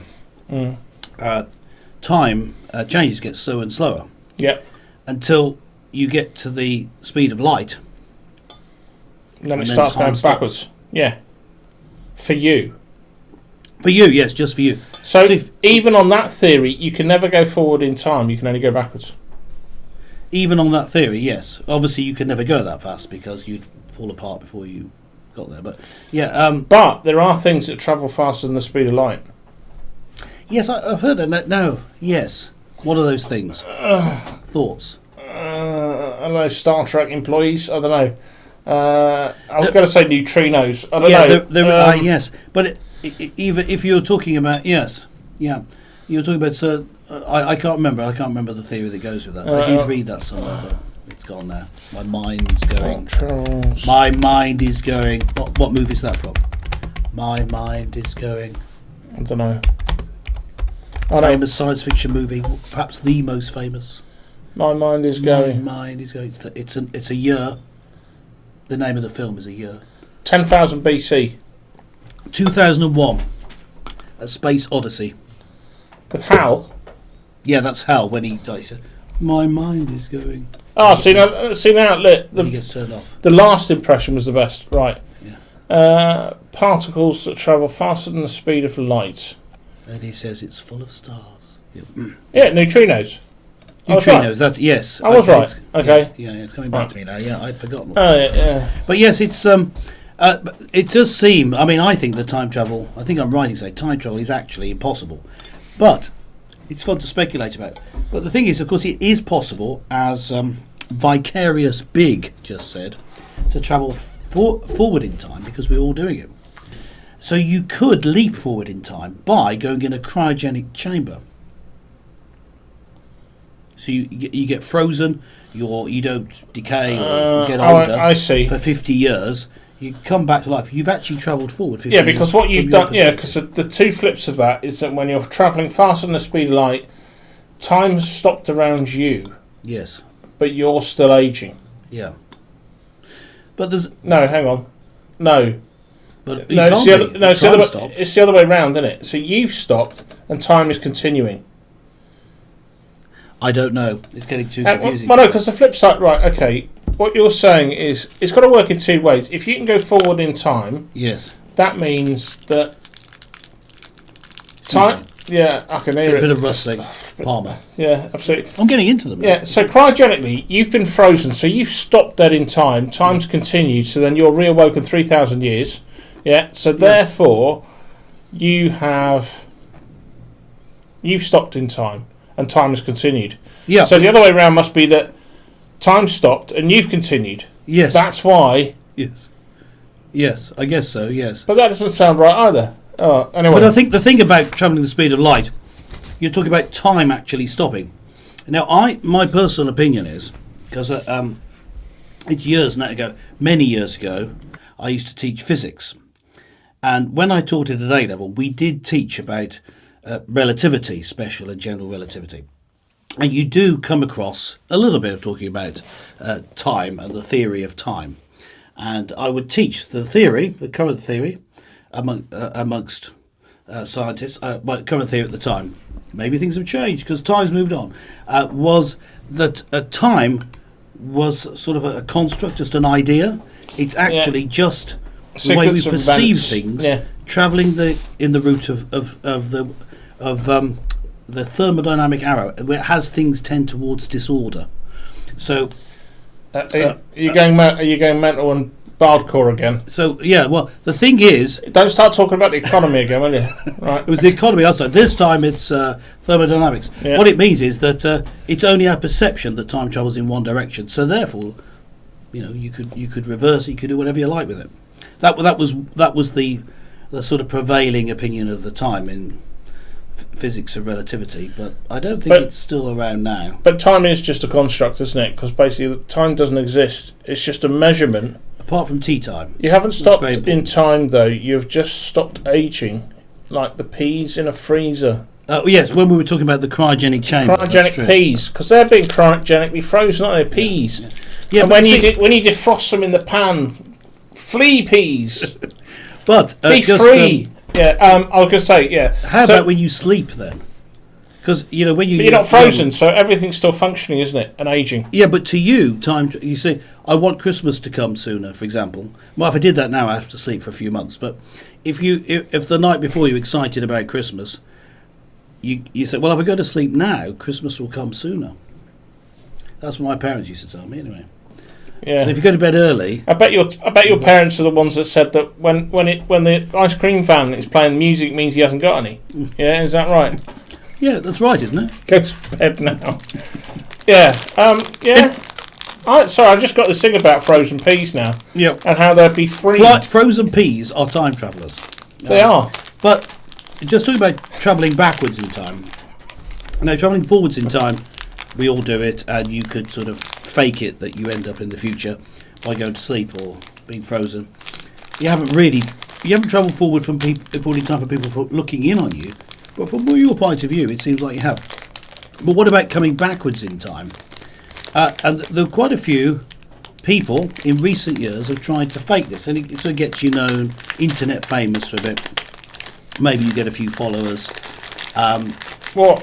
get a few clicks, and make some money on the advertising to your video, that sort of thing. So you come back in time. There was a guy who had pictures of some strange buildings. Look at the shape of these buildings, but it was very fuzzy, so you couldn't really see it, and he couldn't really see it well. He said, well, that's because the physics of time travel, as you come back in time, it blurs the picture. There was another guy who was showing pictures on an iPad. It was an old iPad from 2015. Well, why didn't he bring one from the future with him? Because it would have been better quality, presumably. Look, Vicarious Big, we say the ice cream van thing in our house. Yes. Yes, I bet you do. Yeah. I can imagine that. Can I quote that frozen peas are time travellers? Absolutely. We've proven it here on Anxious Island and Pastor Pete Save the World. It's proven. I think that's a world-saving statement. Yeah. I think we've made one. We've done that. Well, that's probably it now. Frozen peas are in fact time travellers. So you do. Yeah. You won't ever look at a pea the same way now on a plate. You'll think, no, I can't eat that pea. I do like peas. In fact, frozen peas are probably one of the only things that freeze well. Yeah. Should we? Hang on. No, of course, when we look at the stars in the sky, we're looking into the past. Now it's interesting, isn't it? Because that's why this idea. Just in case you wondered. Carry on. Yeah. Yeah. Oh, yes. Rainbow drops. Rainbow drops. Yes. They taste like the collective rubbish you get under a microwave after 6 months of not wiping the side down. Yeah. I eat that all the time. Yeah. Time when we were talking about getting near to the speed light and slowing down. Interesting concept. But light, of course, does travel at a maximum speed in a vacuum. And so, if the stars are a long way away, it's taken a long time to get here. I think I'm right. I think the sun is 8 minutes. The light takes 8 minutes to get here from the sun. So if you're talking about the nearest star, Alpha Proxima, that's 4 light years away. So it's taken 4 years to get here. So even if you're looking at that, it's 4 years in the past. So if you're looking to the other side of the galaxy, when you've got thousands of light years away, it's thousands of years in the past. I suppose the question is, how far back can you look? Because then you'd have the beginning of everything, I guess. How far back can you look? Yeah, like this. In time. I mean, how far away can you actually look? Sound a lot more than it. Like this. No. You sound. That was the song, Morecambe and Wise. It's more Tommy Cooper, just like that. No, but they did that thing, no looking back. Anyway, there's a song. Yeah. Well, interestingly, if see, now this is where we get into trouble, especially when we start trouble. No, not really trouble, but it's it depends where you are in your spirituality versus creation, the Big Bang Theory. Oh, right, theories of creation. Creationists, Darwinism, all of this sort of stuff, right? Mm-hmm. So, if if the see, I always find I see this is I actually sent this question to the BBC, right? To the BBC? Yeah, the no shit, no word of a lie. I sent this to the BBC, right? This was, Brian Cox, that clever guy. He used to Brian be. Cox, yes. He used to be in what band was he in? I know the one you mean, but I always confuse him with. Isn't there another Brian Cox? There's a Brian Cox. Playwright. There's a Brian Cox. There's a Brian Cox who's an actor. He's very good. Oh right, I was thinking. I thought it was a playwright, but you might be right. Yeah. Okay. Brian Cox. Let me just quickly find what band was he in because that's important. Is it Dareem? I don't know. Something like that. I know the chap. Dareem. He was I in knew Dareem. that he was in a band. Right, here we go. Let me show you the image. The image, right? Oh, okay. There's the image. Brian Cox. Yes. Yes. Look at that hair. That's some serious. That is Brian Cox. Yeah. No. I wasn't talking about Brill Cream. What's that shampoo? Silvercrin. Is he or isn't he? I don't know. Don't think so. Wearing the shampoo. I've got this issue, right? How can you look at a picture of our Milky Way? Right. How can you look at it if you're inside it? How can you look at a picture of it? Or how can you look at so it? when they show you a picture of the Milky Way, yes, and so that's the Milky Way, and we're in the Milky Way. How can you see a picture of the Milky Way if you're inside? Surely the vantage point in which you look from something can only show you from that point. So you could look at. Well, that is what you're saying. If the universe is something that comes from something the size of a frozen pea, perhaps. Like a time traveller? Yeah, a time traveller. Singularity. Yes. And as it expands, it's expanding in all directions. Correct. At infinite whatever. Yeah. If that's the thing. High speed. Very quickly. Like a high speed train. Yeah. Yeah, and that means that wherever you are. Yes. That doesn't mean that everywhere from your point is travelling all at the same speed. Ow. So, shoulder problems. Everything is expanding, yes. I don't get. But it's expanding away from you, isn't it? Yes. So that's the point. Wherever you are, everything's going away from you. Absolutely. Because everything's expanding. If I'm stood where I am here, and I look I look out the sky, and I've got a really good telescope, and I look at the Milky Way, how can I look at the Milky Way if I'm actually inside it? Because you're on the edge of it. I'm on the edge of it. Well, that's what people tell me. They're on the edge of it. So if you see the Milky Way, you're looking. It's like the Milky Way spun out like a disc of stars, isn't it? So if you're on the edge of it, you look through the centre. Hang on, the Milky Way is let's just clarify. It's spun out like a disc of stars. Yes. So like a Catherine wheel. What is this like? This is almost like flat Earth theory for the Milky Way. Yes. I can't believe it's flat. Well, I think it would take you. I think if you were outside of it, if it's a body in space, it's a collection of whatevers, millions of stars, all that sort of stuff, gases, stars. Yeah. Planets, celestial bodies. Yes. Hey, I like Thanos. I like that word. Thanos, isn't that something to do with Marvel Comics? Yes. Right. So anyway, that again. He's a villain. Is he? Is he the one with the big fist?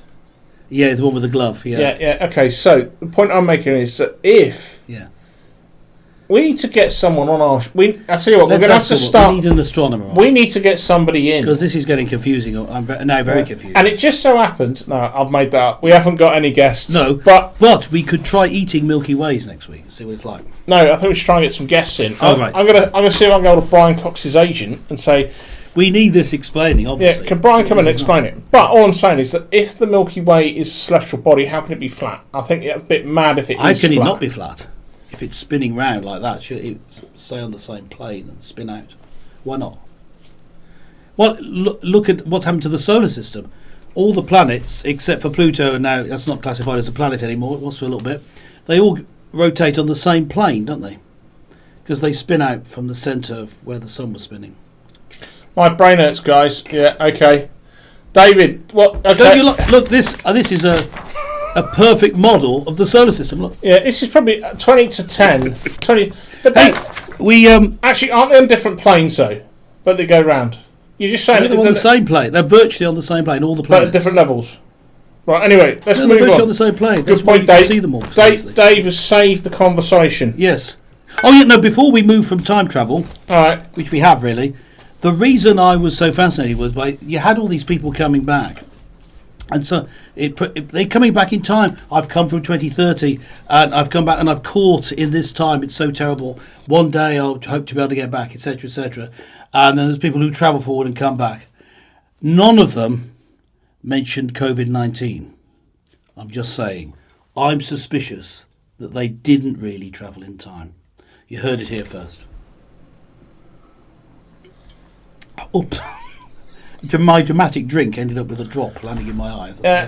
Maybe that's the universe. Maybe COVID-19 hasn't been as big as something else. I don't know. Well, there's because actually, if there was something else that big has happened, then maybe they'd have mentioned. They just forgot all about it.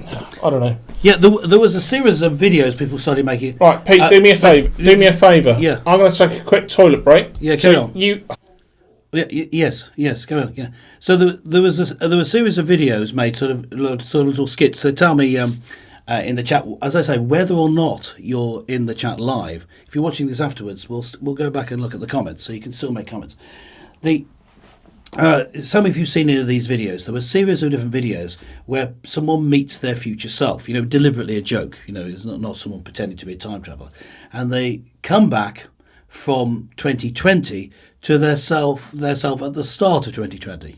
So end of February to somewhere in November or so. And they talk back, and they talk back to themselves, and they're saying they're asking their future self, well, what's it like? How am I doing? And they say, well, I guess you're doing okay. So the early self says, well, what am I going to be doing? So, well, not much, to be honest.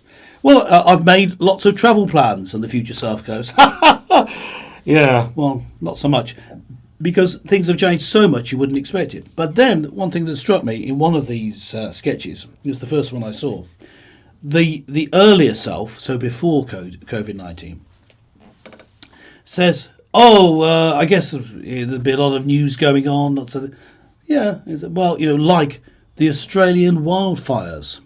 And when I saw this, sort of after the pandemic had hit, I'd forgotten that was actually really big news. There was controversy about it. Was it due to global warming? Was it actually just pretty normal for that sort of year, for that time of year, and that sort of thing? There's arguments going on. That was big news. Do you remember that?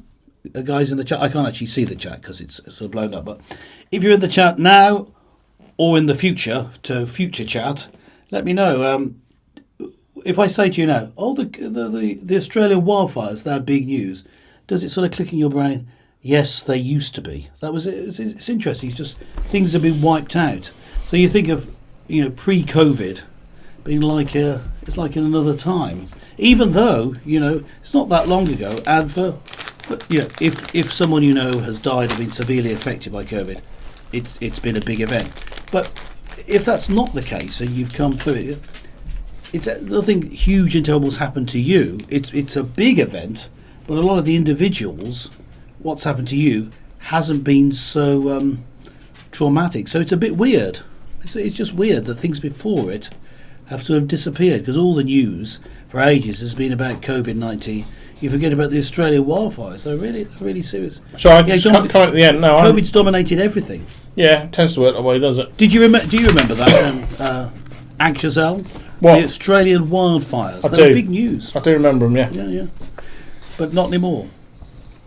Well, yes, I have friends in Australia. Yeah. Yeah. No, you are right. I think I came in just at the right to sort of understand what you're trying to say there. You're talking about news overshadowing other news. Yeah. Yes. And so I was doing it in terms of talking about a sketch. But yeah. That illustrated that. Yeah. Well, no, it happens a lot, and we find it in politics as well. Not that we're going down that route. Right. Come on, and let's move on. We're moving to politics now. No, we're not. Definitely not. This is the political section. Let's talk about the most controversial points in politics. Right, okay, move on.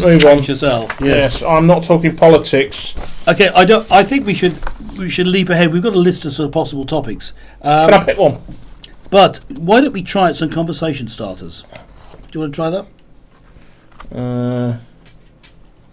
You got a list of them there? I have. Go on. I mean, I'll just pick one. Yeah, actually, no, you carry on. You keep running. I'm just gonna. I've got my little doggo here. He's here. Hang on, we've had a comment. Remember it now, but I had forgotten about it. The Australian wildfires. It's just funny, isn't it? Yeah, so I mean, I think you meant it's funny as in it's not funny. It's funny how you forgot. No, strange. So, Yeah. Funny, peculiar. So I'm going to. So if I rapid fire these conversation starters, Is this a me or chat? well, both.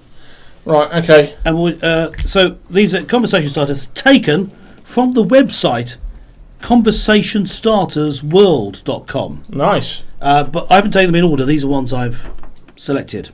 So I've sort of chosen them from the different sections. They're different sorts of starters.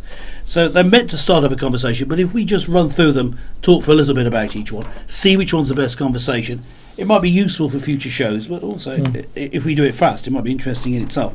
Number 1, what was the last funny video that you saw? Could be any sort of video. Anyone in the chat, the last funny video that you saw. And don't say this one.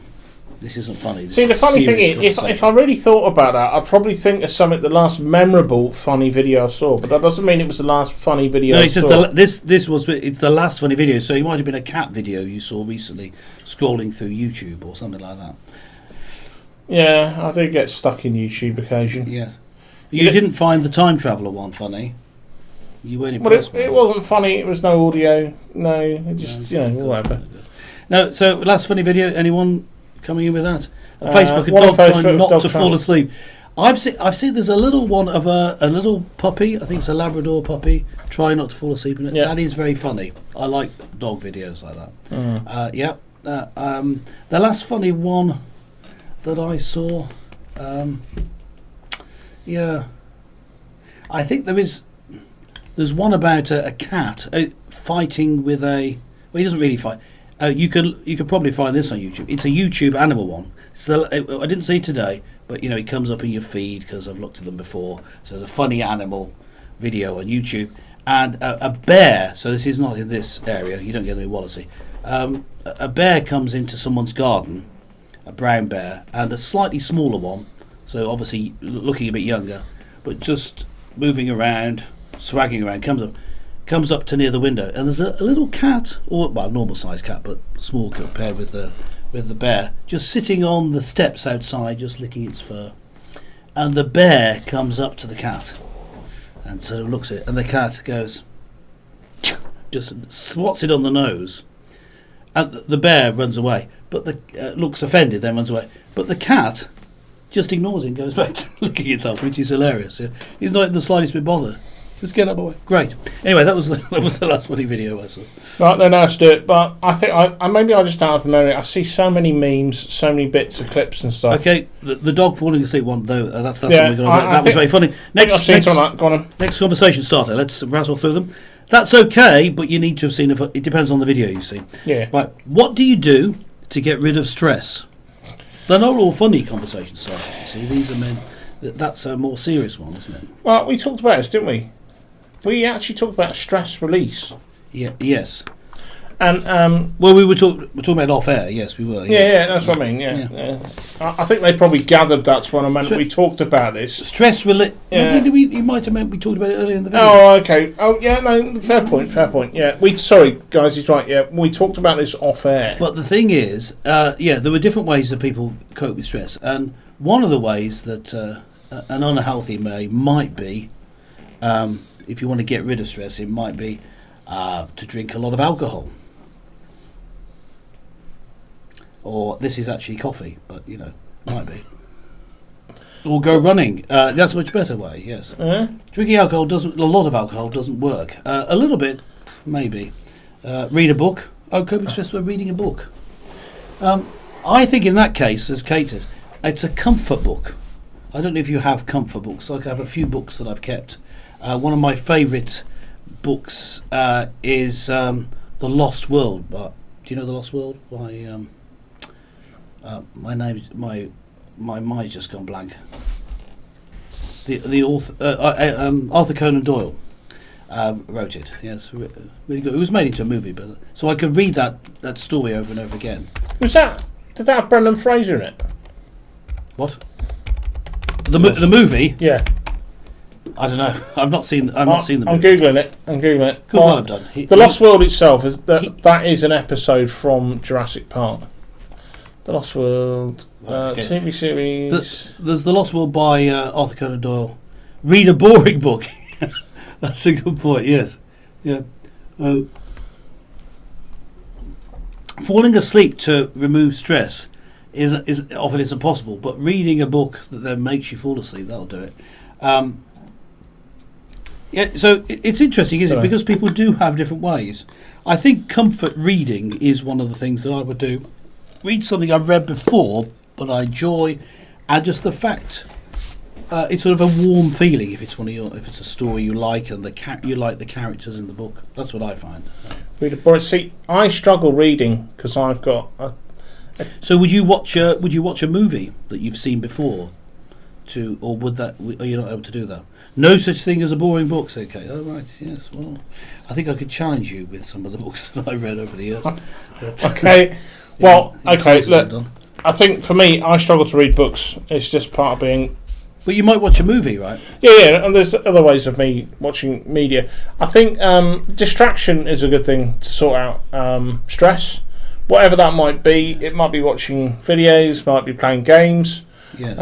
It might be like video games or whatever. It might be reading whatever. So a serious follow-up for you then, anxious Al. So say you were stressed, and you need desperately to relax because it's. Would you? Would you say, hey, let's get a few of my friends round, we'll have a bit of a laugh, or would you B, kick everyone out of the way and say watch a movie or play a game? I'm more introvert, so I'd get rid of everybody else first. Yes. Yeah. Me too, except for I'd probably read a book. Yeah. But I can't read books. Or listen to a podcast. See, if I read a page, by the time I got to the end of the page, I can't remember what the beginning of the page said. Yeah.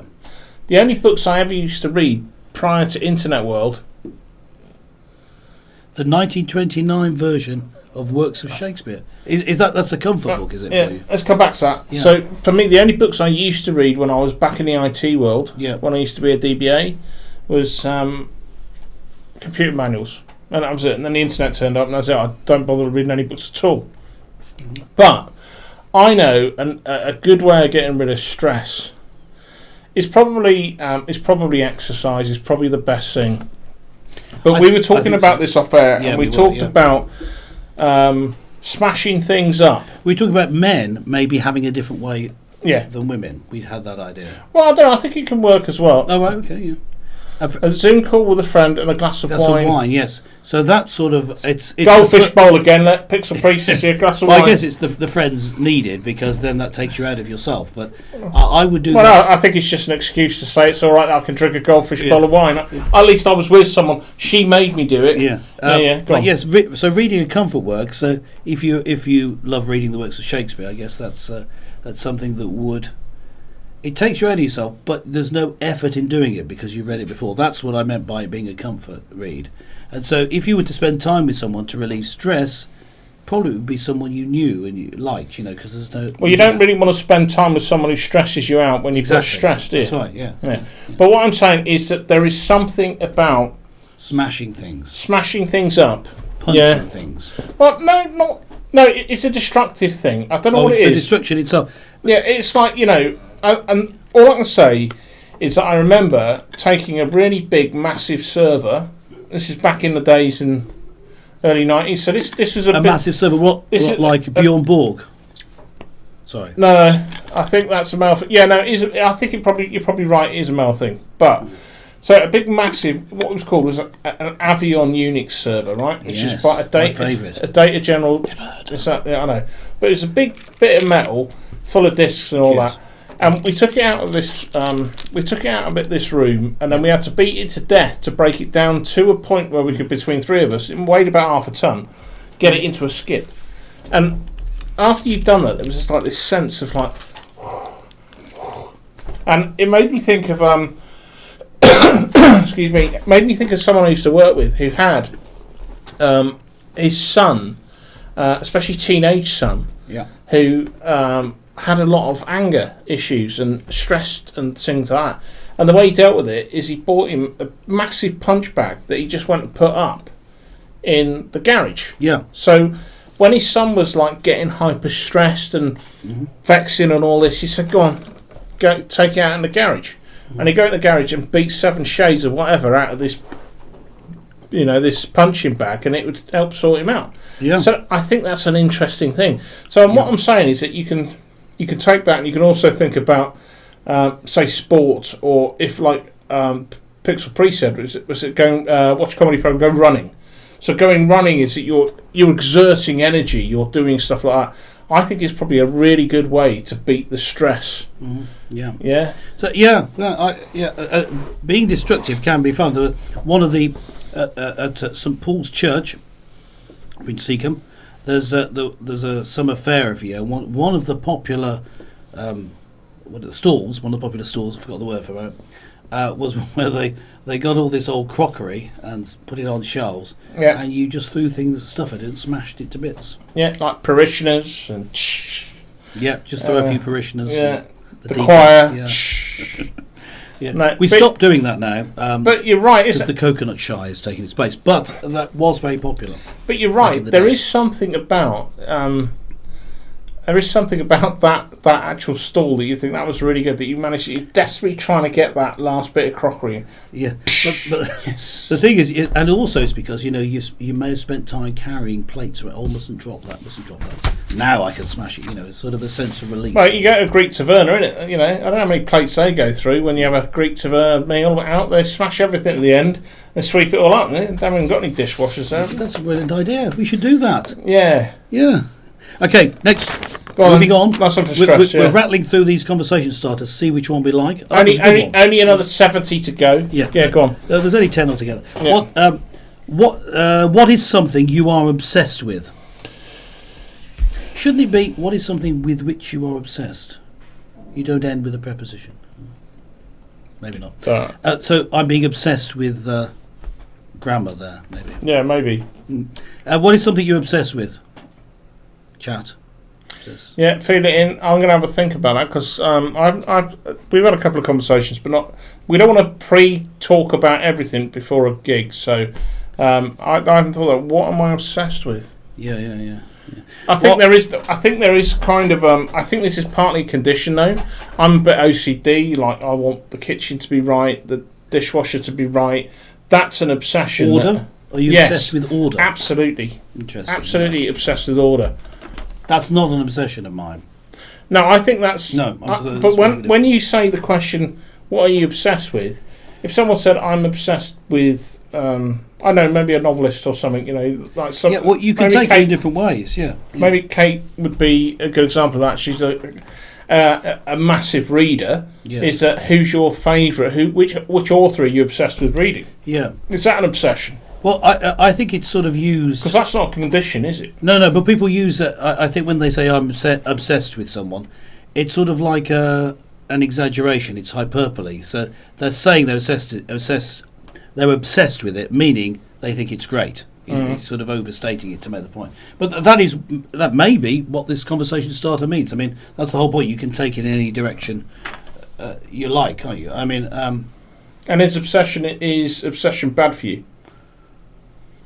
I don't know. That's interesting. I mean, you can. There's a type of type of disorder, isn't there? So, what is it? Not obsessive compulsive disorder. OCD. Behavioural disorder. There's a B in there somewhere as well. Obsessive compulsive behaviour. Yeah. No. Well, there's OCD. Yeah. But I thought that when they were talking about it as a condition, it had behaviour in there. OCD is... and if you want to look again, not a sponsor. What did you say the other one? I thought there was OCBD. I think there's obsessive compulsive behaviour disorder. I thought, but the reason I thought that is OCBD gives me the Oxford cloth button-down shirt. Oh, well, maybe that's wrong. I thought obsessive meant you're a bit over the top about. Yeah. Well, I think it can mean that. Are you confusing obsession with habits in life? Oh, well, when you were talking about order, you could say, well, that's just a habit. No, because you might... I think, when you're obsessed about something, it has to be. That's what obsession is to me. So it's like, I might say, look, I load the dishwasher like this, yes. And my lovely wife might not give a monkey's... how it is. So, yes. But why do I get stressed because I don't know. she isn't going to... I know. So I'm obsessed with the way it's Yeah, done. yeah. I would say that's an obsession, and I think that's unhealthy. I mean, I don't know that. I mean, but then I think she's lazy as well. She doesn't load the dishwasher properly. am I obsessed with it? I mean, I have great interests. I mean, I'm very interested things that I'm very interested in. I read a lot about them and I find all the information about them. But they're not necessarily. Would you call it an obsession? I mean, one thing we were talking about. Relieving stress earlier. How do you get rid of stress? And I talked about comfort reading. One of my comfort reading used to be, and I have it now. I could get it out tonight, maybe to relax. Is a chemistry textbook, and it's a strange thing. I like reading and looking at the structures of organic chemistry molecules. Yeah. So you need a glass of wine to really enjoy. You have a glass of wine, you get open your organic chemistry textbook, and you look at the. So I'm not even really reading it. I'm just looking at the different structures. I've always enjoyed doing that since I did organic chemistry at school. I did do it a bit at university, but I studied all the sciences. I studied general science at university. But yes, it's. I guess that was a sort of obsession, but the sound is okay here. Great. Anyone else lost sound? No, okay. Oh, okay. Oh, lost sound. Let me know if you're back, Kate, because sounds good. I'll do it with sign language. You don't even know how to do sign language. No, I don't. No. Yeah. That was you. No, it wasn't. Right, listen. I like this one. We have mixed cutlery in the drawer, and I have to have a matching knife and fork. Oh, right, that's interesting. Yes, I'm not bothered by Mate, that, but I have people in my family who are. I'm bothered about that too. I can have. I have matching knives and forks, right, and they're not patterned. Mm-hmm. They're just very simple, sleek designs, and yet we've got other knives that are this big, some are this big, some are that big. Yeah. Forks that are little forks, some bigger forks. You're Alex's soulmate for Kate. Yeah. Oh, yes. Yeah. Well, he is. I actually got a lot of respect for this guy. But it's when someone turns up with a big knife and a little fork, and I remember that we used to the mankiest fork that was in the drawer. Right, the mankiest fork in the drawer. I remember this as a kid. Used to be the fork we fed the dog food with. And it was like, whereas my dog would just pick anything. I mean, if it's got spikes on it, I'll use that as a fork. And I'll think, knife, yeah, hang on. I haven't got any knives, so I'll just use these pliers and a spiky thing, that'll do. And I'm like, no, you've got to have matching knife and fork. If it's not matching, even if you've run out of the nice knives, I'm going to the carefully laid dishwasher that hasn't been switched on to take one out and to hand wash it, so I've got a matching pair. Yeah. Just a reminder to people in the chat. This is people in the future chat. If you're watching this on playback, do still comment in the chat. We will be reading comments, and it'd be fascinating to hear what you've got to say. We may refer back to them in a future episode. But now let's move on to our next conversation starter. I'll just give you the definition note of obsession. Oh yeah, right, carry on. The state of being obsessed with or someone or something, an idea or thought that continually preoccupies or intrudes a person's mind. Yeah, that is what obsession is. So it's not really something you just really enjoy, which is how it's used of in everyday. It's something that you can't stop thinking about. Yeah, so it's like me being obsessed with my wife. See? Yeah. Well done. Good. Smooth. Good boy. With a capital smooth. Yes. Go. Next one. Yeah. So we're running through. There's 10 altogether. We're going to quickly go through these before we finish today. So, what 3 words best describe you? Remember, if you're in the chat, whether it's live or later, put in your answers. It'd be fascinating to know. But we're going to try and answer these. What 3 words best describe you? So can I do it? Does this have to be clean? It does, doesn't it? Yeah, this is a family show. And also, I'd be lying, but it would just be funny. So I was going to do it for comedic reasons, but comedic value. Hairy, fat. Hairy, fat. Yeah. So and then it was going to end with B. Oh right. Okay. Bar steward. Yes. Yeah. Yes. Hairy, fat, but I nearly said lazy, but I'm not lazy. I'm not lazy. Go on. The thing is about just quickly about the swearing. Yeah, I mean, I know you're allowed to swear this, but we're trying not to because it just makes it easier for people because some people don't like it. So it's we're trying not to do it. But that's Pete's view. Yeah, my view. I don't like it. But in fact, look at his face. He looks like he's going to explode. What? Look, I don't like swearing. Yeah, I'm so angry. I'm just happy for people to be who they are. Whatever. Yeah, anyway, so I was going to say the 3 words. So I'm going to come up with 3 words to describe me. I'm not going to try and second guess you because it's meant to be to describe yourself. Go on. So the dishwasher loading. Oh right, that was a previous subject topic. Right. So 3 words to describe me. I would say for me, this is from inside. I'm funny because I always laugh at my own jokes. It's not one word. I would say I like problem solving. I like to have problems to solve, whatever the word is. We'll hyphenate it. Funny, problem solver, and procrastinator. Yeah. So it's a bit like lazy. Yeah. But it's not quite that. It's not that you're not going to do it. You find other stuff tomorrow. Yeah. You find other stuff. I think other people would.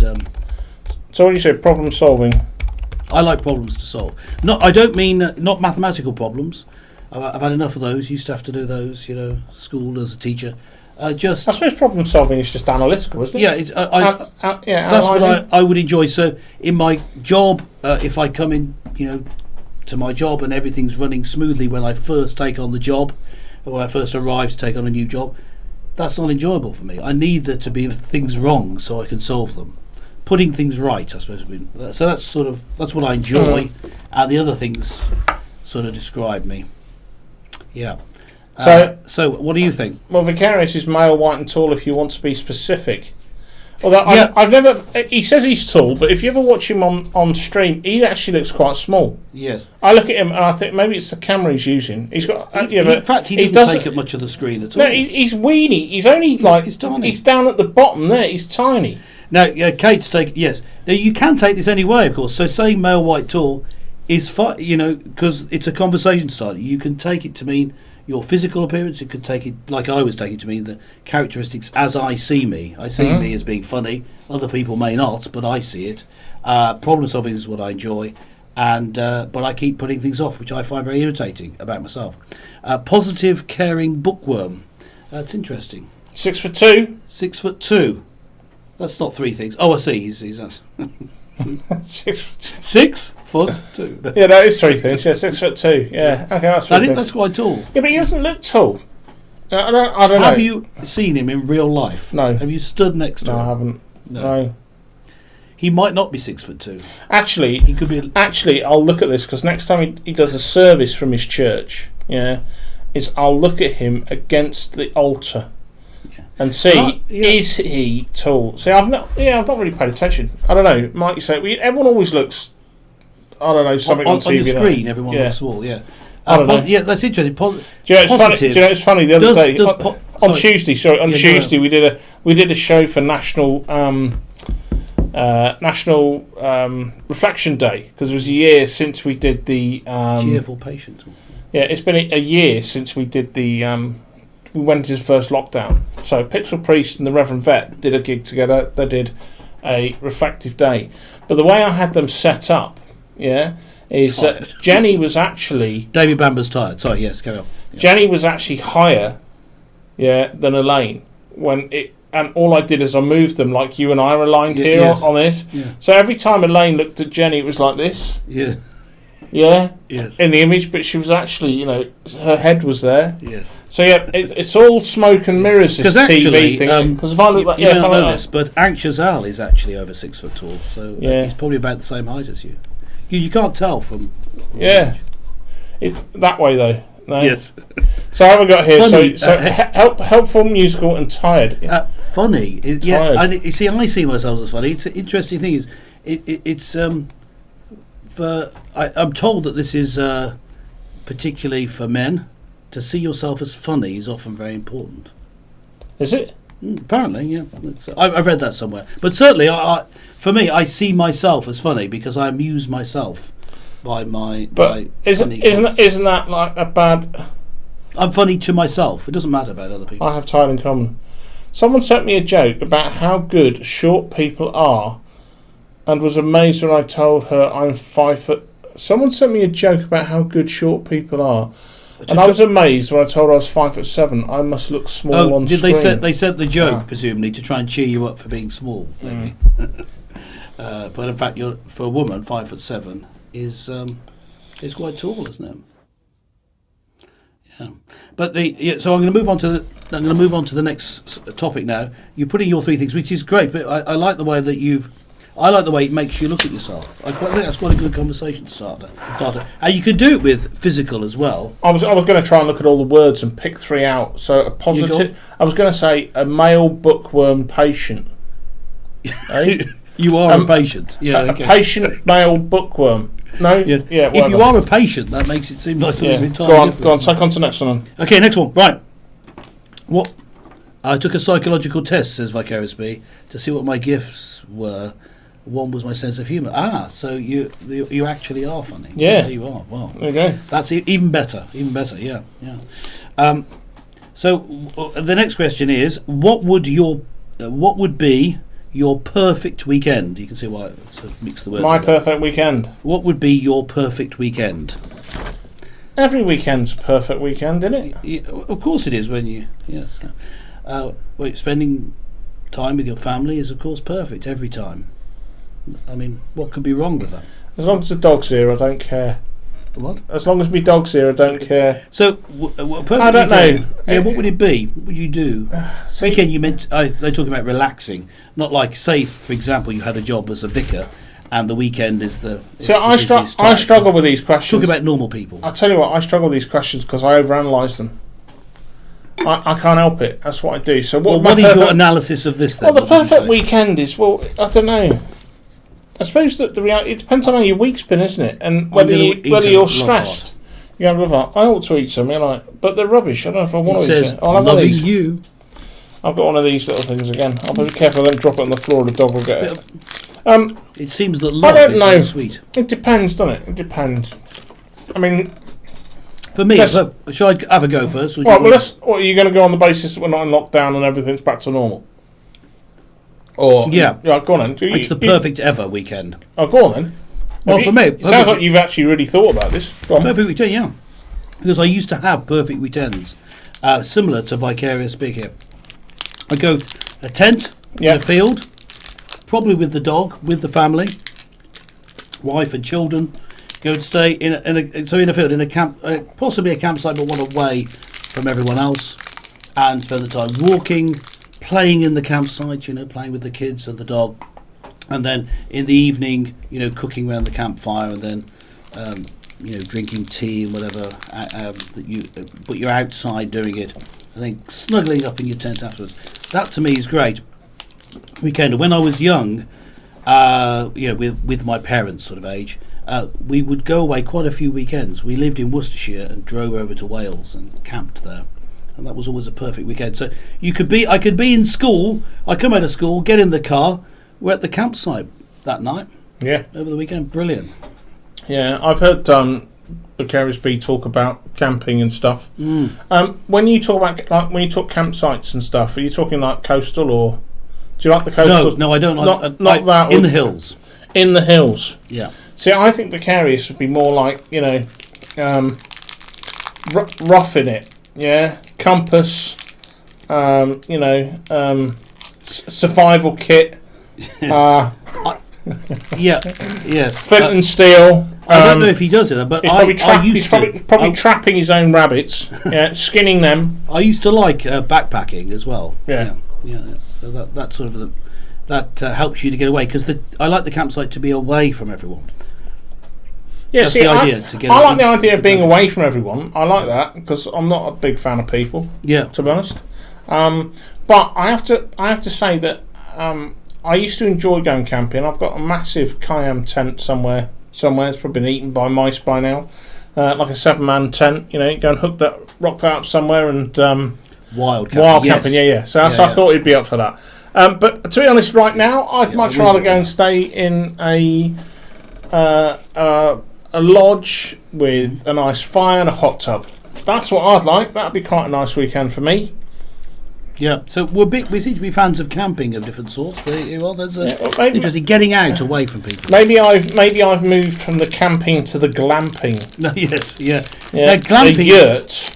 Yeah. There was a trend in churches. Glamping in churches was quite fashionable a few years ago. How'd you glamp in a church? Well, what you do is you say you've got the sort of church which looks beautiful. You've got the say you're the vicar of such a church, or you're on the church council, or whatever. You've got the church. Maybe you only use it once a week. So some churches, where they're away from where everyone is, so the building's only used when people go there to worship. But if it's, I once preached at a church that was in the middle of a field. There wasn't even a path to it. Some churches are right out like that. So right out in a field like that. So instead of camping, you go and stay in the church, and they can even provide bedding for you to make it glamping. And you pay sort of like the price of a hotel room, but you sleep in the church. Right. Well, there's a vicar's question for a vicar there. Oh yes, yes, that's right. And is the vicar a Catholic? I suppose is another one. But yeah. But yes, it's so glamping was very popular. But I had someone near me where I was curate, so sort of. Assistant to a vicar, because my first job, and I had lived next to this little church where most of my work was done in the middle of a council estate, and people would do sort of glamping like that. They would tramps would go past, break into the church, and sleep under the altar. We were on a sort of a route, and they never. Well, I'll say they never. Only one person ever stole stuff. Who did that? Did you say tramps? Tramps, yeah. Like old-fashioned gentlemen of the road, and didn't go around anymore. They would stop off and ask for a sandwich, and they go walking off, because we're Edgware where I was sort of on the edge of London. I just find that phrase "old-fashioned gentlemen of the road." Gentlemen of the road. They didn't drink too much. They did. They weren't trying to sponge off you. They were just wanted to travel. They didn't want to settle down. Yeah. Just what? Did they work? Didn't have a home. Did they earn? They didn't want to work. No, they just wanted to walk around and sponge food off. I thought you just said they didn't sponge. No, they got food off you. That sounds like, I remember watching a series. Not money, just food. I don't know if anyone else saw this. I know if it's a series. It was a program on a chap who tried to exist, like is it St Francis of Assisi? Yes, vagabonds. Yeah. So the St Francis of Assisi, where he tried to rely on the generosity of people to exist. Yes. And he did it in modern day. So that was quite good. So he, I think he was bumming it around Tesco's, and he said he wouldn't accept money, he'd only accept food. And it was like that, and he, ended up travelling somewhere through the country and trying to get lodgings and stuff like that. Yeah, that was an interesting dynamic to try and do that. You have to have a certain confidence. Is that your what did you call them? Gentleman of the road. Yes. A gentleman of the road.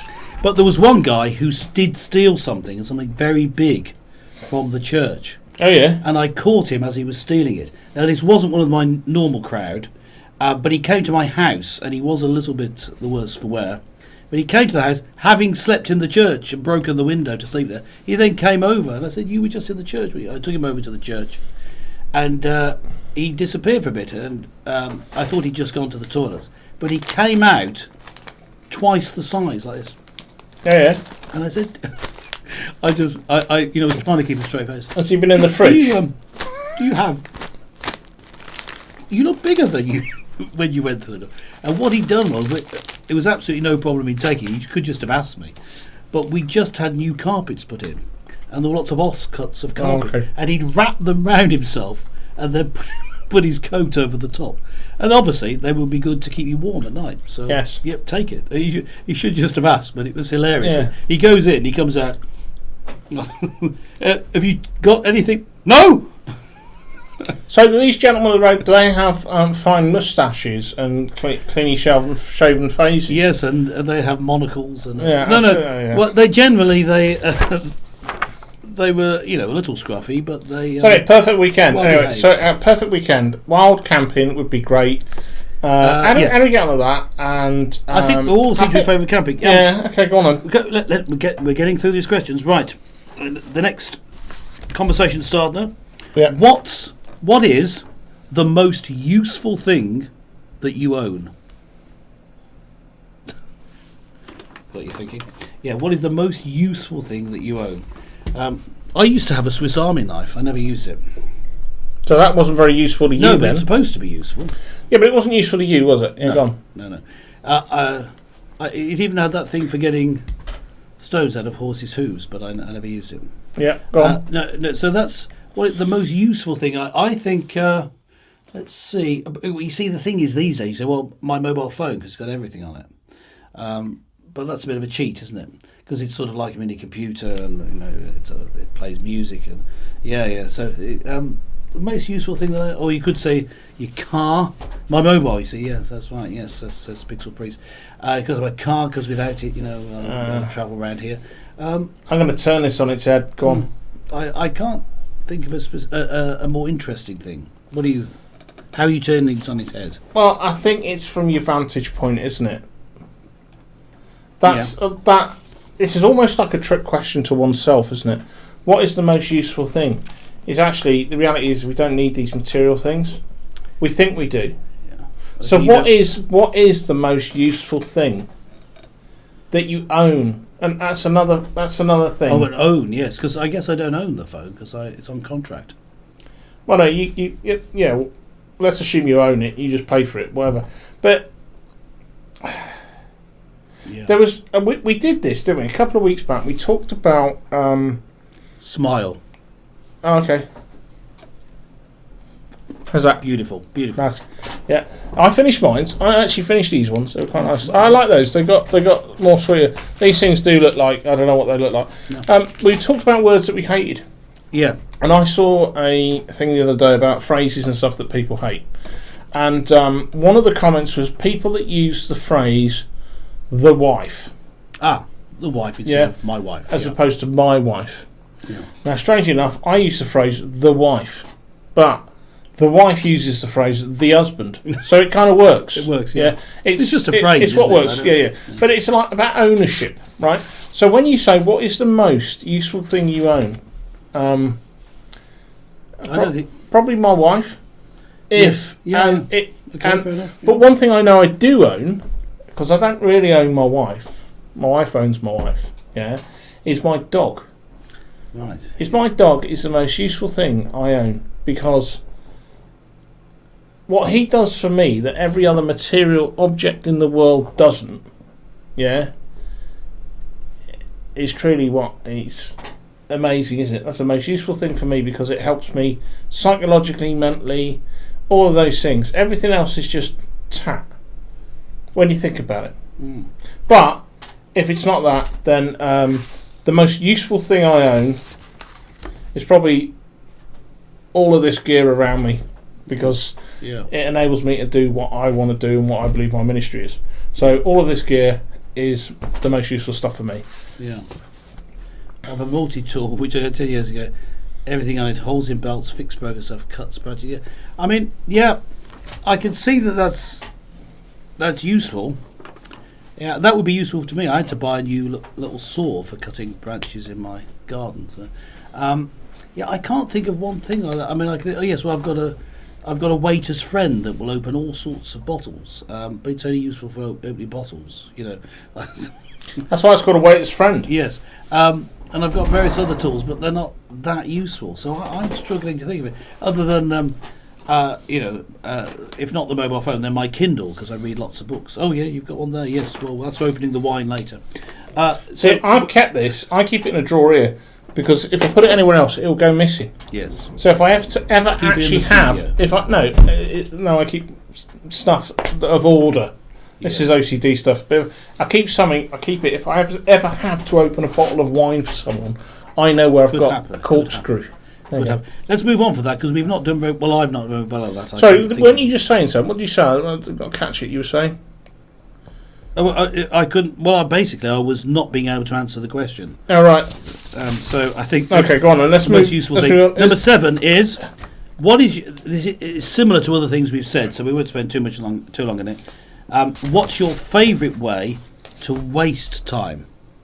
a Kindle is not reading books. We've discussed this before on the show. I don't know whether it was UK, but I remember talking about reading real books and how important that was. No, I do prefer real books, but a Kindle, it's a library in your pocket. So yeah, it's a library, isn't it? It's not a book. It's a whole library. Yeah. I found it very useful when I travelled more.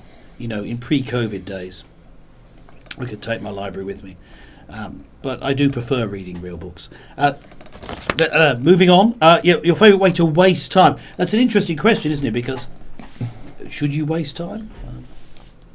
Because there's the idea of wasting time there. So is it something that you do that's completely pointless and mindless, but you like doing it? I think that's the idea.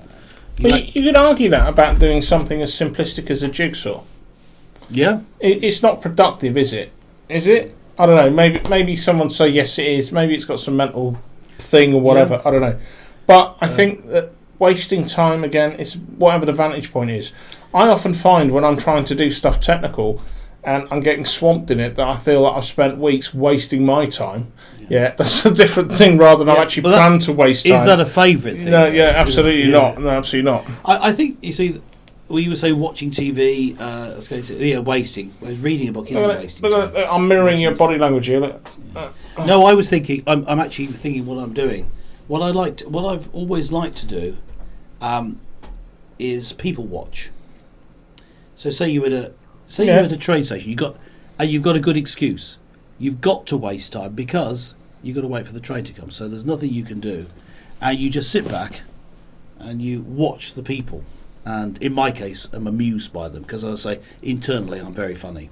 So I'm looking at these people and having a bit of a laugh, a bit of a chuckle to myself. Are you? Are you doing that thing like I squish your head? Yeah, could do. Yeah, I'd be doing that internally. I wouldn't actually do it. Okay. So Pixel saying watching rubbish TV or doing logic puzzles. Logic puzzles. That's interesting. Yeah. I can actually say that's watching Coronation Street or playing Scrabble on her phone. Coronation Street. Did I say that? Yeah, that's rubbish TV. Actually, she watches other stuff. It's fine. Go on. Let's moving on because that was similar to other things we said. If you this is a funny one. Right? I like this one. If you had intro music, you personally, not your show you're doing. Right? Yeah. When you turned up at a house, people played intro music, or you. If you had intro music, what song would it be? That'd be a song. It'd probably be some sort of thing that happens when clowns walk on, wouldn't it? Let's just take this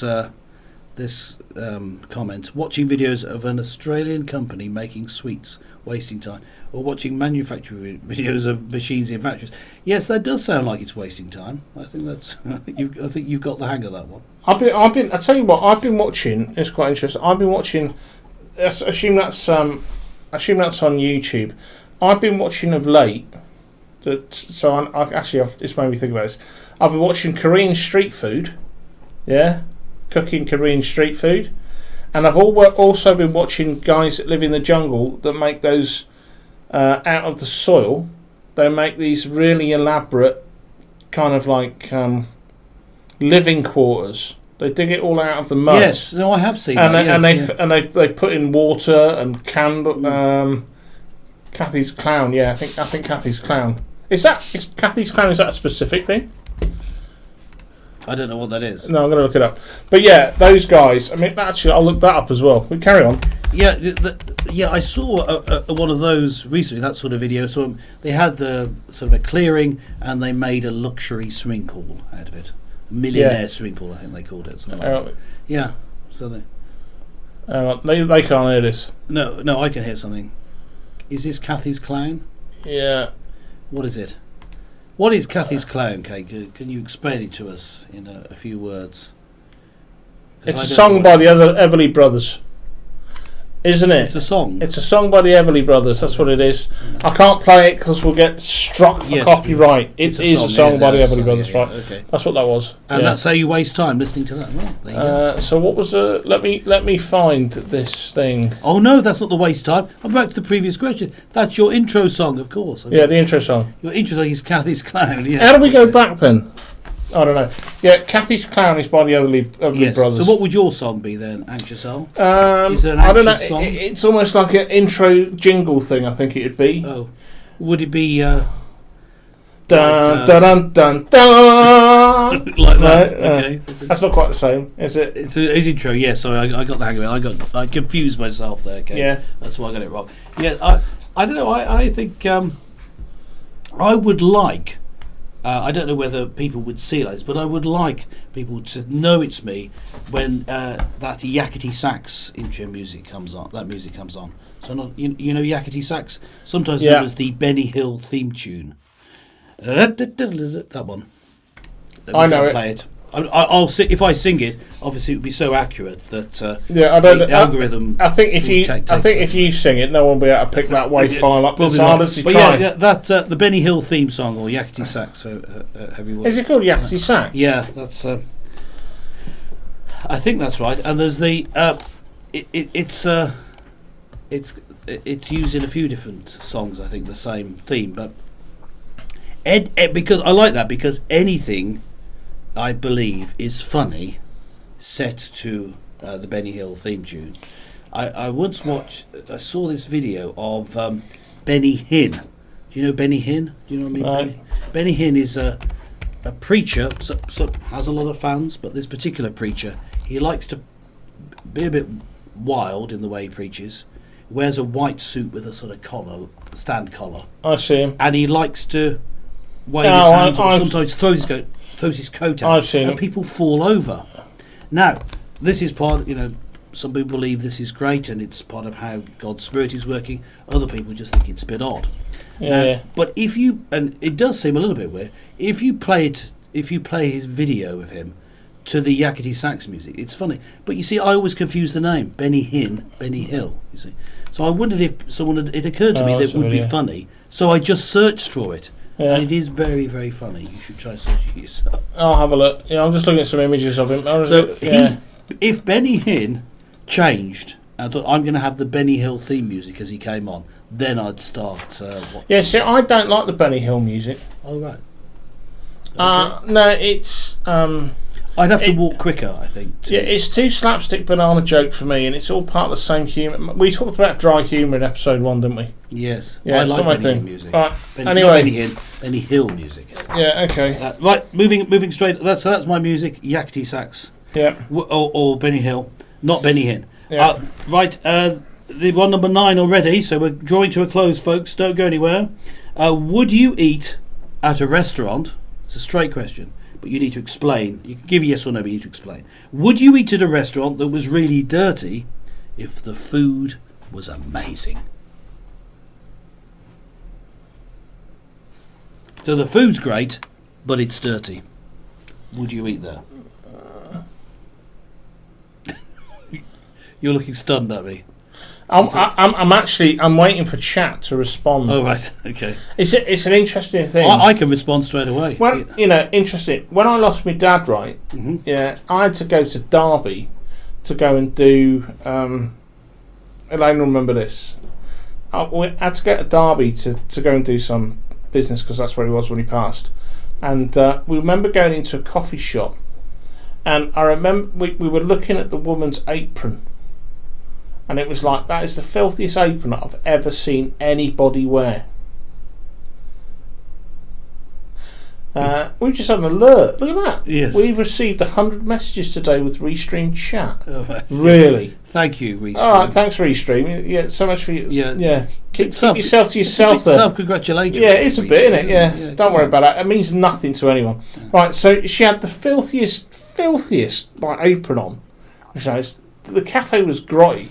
And I think I got an espresso. So imagine that as an espresso cup. I'm imagining. Yeah. And there was streaks of espresso down the side that I think was probably from the previous user. Yes. Let alone, from the espresso machine. And I think actually at the time I took a picture. Oh, right. Yes. So I don't know, Elaine. Do you remember? You got it? Do you remember? No, I don't think I'll have it now. But Elaine, do you remember that amazing day out? Yeah. I guess it would depend on how dirty.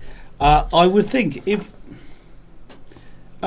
I would eat there if it was amazing food. It says not just good, amazing.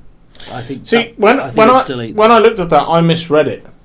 So I heard that as like, would you, if you went to a filthy restaurant but the food was dirty? Oh. Yeah, and then I thought, what do you mean by dirty food? Yes. And then I instantly thought of burgers, because burgers are nice, but it's dirty food, isn't it? A dirty old burger. Oh, okay. Well, do you understand what I mean by that? Dirty old burger. Yes, I remember it, but I think we only had a drink there. Yeah. Yes, we only had a drink there. Yeah. Yeah. So you've had I mean, I've been to restaurants where the cleanliness was a little bit in question, and I have eaten there.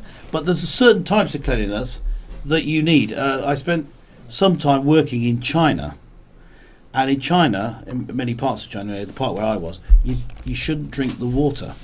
It's like that in some places in Europe, though, isn't it? Yeah. But the thing was, in the restaurants, they would, if you went to the posh restaurants or to one that was meant to serve foreigners, all the water they'd use would be come in bottles, filtered water. But most restaurants would just boil up the normal water, which didn't kill off the bugs. Well, you'd have to boil it, leave it boiling for at least 10 minutes to kill them. So I need, in that case, I'd make sure it was that they did the right thing and the water was clean. Otherwise, I'm going to be sick for the next day. Well, yeah. What was important? What was important? So yeah. So I think actually I remember that bit of advice in Thailand. Was don't risk it with the water. Well, don't drink the water, have bottled. But then you then found out actually. Well, I didn't find out because I can't remember whether I figured out or someone else said it. But don't have Coke with ice because the ice is not bottled watered ice. So ice is still dodgy as well. So go on. So the question for me: if the food was that amazing and the restaurant was filthy, I might ask for a takeout. Yep. Fair enough. Yes. Yeah, go on. That's the last one. Yeah, the food isn't dirty in our scenario. You see. Yeah. So it's good food. This is the final one. So we're nearly end of the show now. This is the final thing.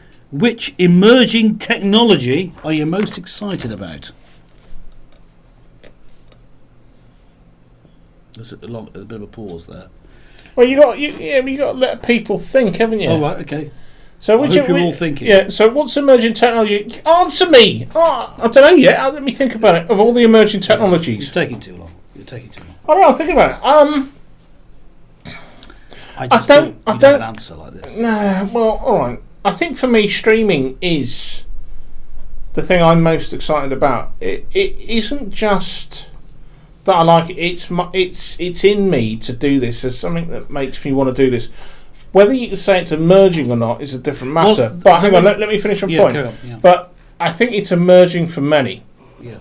So, and in this year, in the last year, since lockdown and all that, potentially streaming technologies, conferencing technologies like Zoom, although I'm not a fan of Zoom itself, but that kind of stuff is a methods of communicating and things like that I'm kind of up for.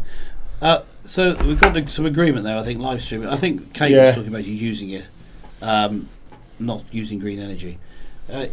Oh, is that what Kate's referring to? Vicarious green energy? No, I think she isn't. I think she's.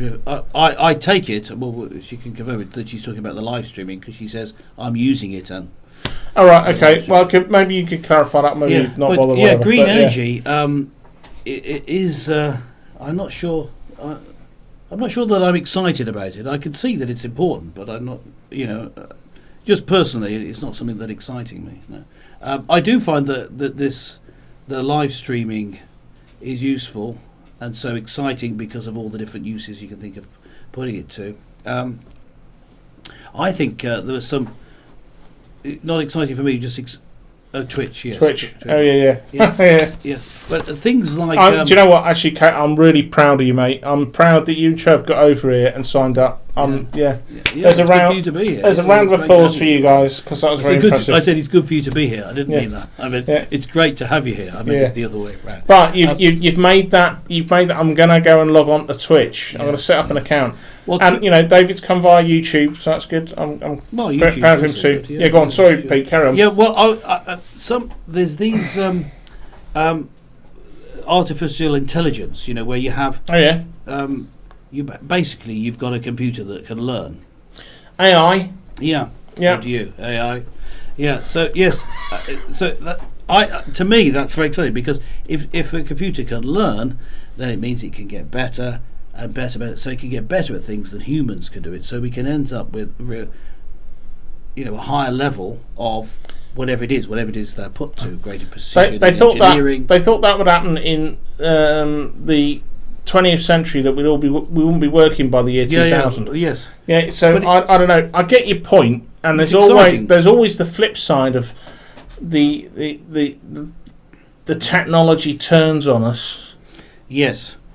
Yeah. Well, I like those science fiction stories as well. Terminator and all that sort of stuff. Yeah.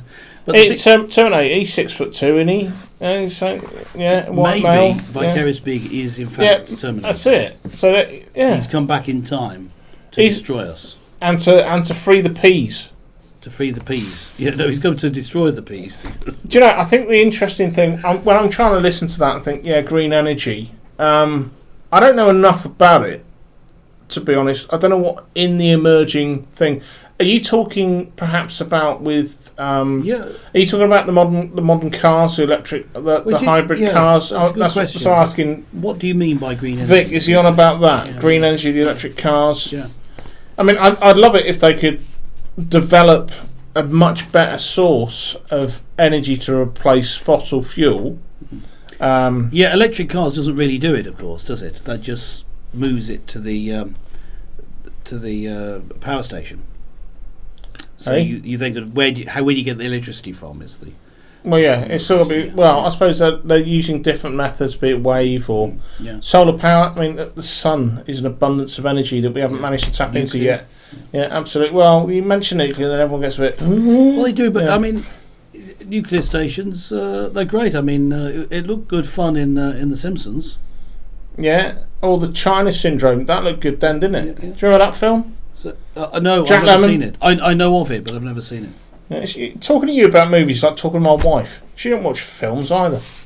Yeah, I'm like talking to me is like talking to your wife about films. She doesn't watch films either. Oh, okay. Right. No, I do watch films, but not that one. Okay. Right, so I think that's all our questions. That's all our questions. That's all our topics. There's nothing else we could possibly talk about. Is there anything we missed? No, there's nothing that we've missed. There's nothing else to talk about. We just have to. No, number 5. You never did number 5. Oh, well, we did. Did you? Oh, sorry. There's no, none of you can see this. There's 2 number 5s. No, I skipped number 5. There are not 2 number 5s. There's only 1 number 5. No, there's 2 number 5. I don't want to embarrass you by showing the paper to everyone, but there are 2 number 5s. Here. Have a look, everyone. Look at the 2 number 5s. Boog it up a bit. Up a bit. Up a bit. Up a bit. Up a bit. Number 5. There's the 2 number 5. What? It's actually in the list of number 7? Yes. But that's a subsection of number 7, isn't it? Well, it's still number 5. All right. No. All right. I hope you don't feel too embarrassed about that. I've been proven wrong there. Do you? Well, we can. Anyway, over to me. Over to you. See, that's the power. That's power tripping. That is. I'm not speaking now because I'm not on camera. I can't speak. I can mute him as well. Go on, Pete. Talk. They can't hear you. Right, hang on. Go on. Number 5. Go on. I actually thought it was quite good. Go on and ask the question. What? Oh, you want to do number 5? Actually, yes. I didn't do that on purpose. Skipping over. It was just an accident. I know. Which would you rather do? That's by the way. Before I say it, that's a whole series of things, and my kids love asking them, or used to. I think it's dried up a bit now. You compare 2 things, and it can be any 2 things. And this is an interesting one though, because you've got to think about it. What would you rather do? Fight 100 geese, or fight 1 goose 100 times the size of normal? So you've got either 100 normal size geese or 1 massive goose. Which would you rather fight? I mean, I know my answer immediately. I've got my answer to that. But is there a style of fighting? Can you do kung fu? Well, any style of fighting that you can do, I think. Which would you? Judo. Because geese are pretty scary, actually. They could turn on you in an instant. I saw a bloke. This is another thing I saw. I saw a bloke save a swan. Mm-hmm. Yeah, from a water drain. It got stuck behind the metal grating. He climbed down there. And I thought swans, they're really powerful. They could flap the wing and break your head. Yeah. But he managed to get this swan out and save it. But yeah, so you're saying geese are that powerful? Well, geese more chasing you and pecking you than yeah, but if there's 100 of them, or if he's 100 times the size. Now I know in physics, if it were 100 times the size, it would just collapse. It couldn't physically exist. Stop ruining it. Stop ruining it. I get the point. Yeah, a goose is 100 times the size. I'm a bit obsessive about it. Yeah, I know. But when you see people getting pecked by geese, they don't nearly turn around and try and lay the boot in on a goose, do they? Geese are scary. Well, yeah, but then if something was really attacking you, would you turn around and lay the boot in? Well, you've got to fight them in this scenario. Yeah, well, in this scenario, if a goose came at me and I could square up to a goose, yeah, come on 100 of them. Yeah, well, yeah. What about 100 times the size of you, though? That would be tricky. But 100 geese can't attack you simultaneously. No, true, yeah. But one goose, the size of 100 geese, could. Yeah. So if you imagine a goose beak, geese make good guard dogs. Yeah, they do, because they're scary, exactly right, yeah. Wouldn't they be guard geese? Yes. Yeah. So Just, what is your answer? Not being pedantic there. No. I don't know, for the sake of it, I think I'd square up to a goose, just a single goose. Come on then. Me too, that's what I would do. You go for the goose? Yeah. Why? Yeah. Hang on, what did you just say? You said the single goose. You said the opposite. No, I would go for the 100 geese. Because of the point you were just making, they could all do these little pecks on you. But a goose 100 times the size could swallow you whole. That's why I wouldn't do it. Yeah, but imagine how powerful you'd be after destroying a single goose the size of 100 geese. Well, if you could win, obviously that would be a great win. Can he be armed? The question doesn't say that. So I think the thing as well, what you do is you put the neck in here and put the head, and as you go like that, twist. Yeah. That's how you sort out poultry. That's quite graphic. Yeah. Well, that's how they do it. If you could have a gun, it would change things. You see. Yeah. But what if we could talk? How many bullets? We could ask Vicarious Big about guns because he knows about guns because he plays Tarkov, and Tarkov's got loads and loads of guns. Yeah. But if you had a shotgun versus a gun with a single bullet or round, as we call them in a round gun guys, we call them rounds. So rounds in magazines. Yeah. So if you had a single bullet and 100 geese, yes, or something that fired, say, a bolt action rifle, yes, you'd be stuck then. But you could have a bolt action rifle with a single goose the size of, and that would be different. Then you'd have to choose you were choosing that anyway, but then I'd have to choose the. We're kind of taking the fun out of this, aren't we? Yeah, I don't know. It's one of those questions. I don't know why you're talking about. This is a serious question. Because a single goose the size of 100 geese exists. I think we've done it. I think we've finally saved the world. I think we've answered all the questions. There was one thing that did actually save the world tonight, and that was the frozen peas are cryogenic time travellers. Yeah, there's always one takeaway, and I think that is a takeaway. Yeah. The peas are actually time travellers. Yeah, and when you go home tonight, and maybe they are at home. They're home. Yes, they are. When you go home tonight. When I go home, because I'm in the studio. I might get the peas out and just thaw them and see what they have to say. Yes. Well, okay. There you go. Well, that's the end of that's the end of show. Before we do it, I was trying to make a joke about peas and podcasts, but I couldn't think of one, so I had to abandon the thought there. Probably worthwhile. Yeah, it wasn't worth saying. Yeah. So, and because you failed to make a joke, to tell us that you failed to make a joke, even made it less funny, didn't it? Yeah. Yes, I'm that good. All right, okay. Well, look, okay, we've come to the end of our third effort that I'd like to call Alan Pete Saved the World 2.2, because 2 didn't work out so well. Yeah, that was my favourite episode. Yeah, what, the one that failed? Yeah. Yeah, okay, that was interesting. I embrace failure. Yeah, but I've enjoyed tonight, and it's been great. We've had over 100 comments, 100 messages. Absolutely. On Restream.io, they tell us that. Thanks. We've got 6 people on Twitch, and they've all stayed here for the duration, which is great. And I know, unless David's given up for the night, we had one person on that, so we had 7 people stick it out for and long duration, and that's great. And hopefully, if you've got nothing to do next Thursday, we'll have another crack at saving the world, AP. Yes, we can't promise the insects, but we'll certainly go. Oh no, I'll send a PO box to him and say, yeah. It depends what he's going to send. Yes. Can we have an insect the size of a giant goose, please? Yeah. Great show. Thanks, everyone. We've got a super fan. Cheers, Kate. Yes. Right, good night, everyone. Take care. Bye. Bye. Stay clear of the geese. Yeah. Cheers.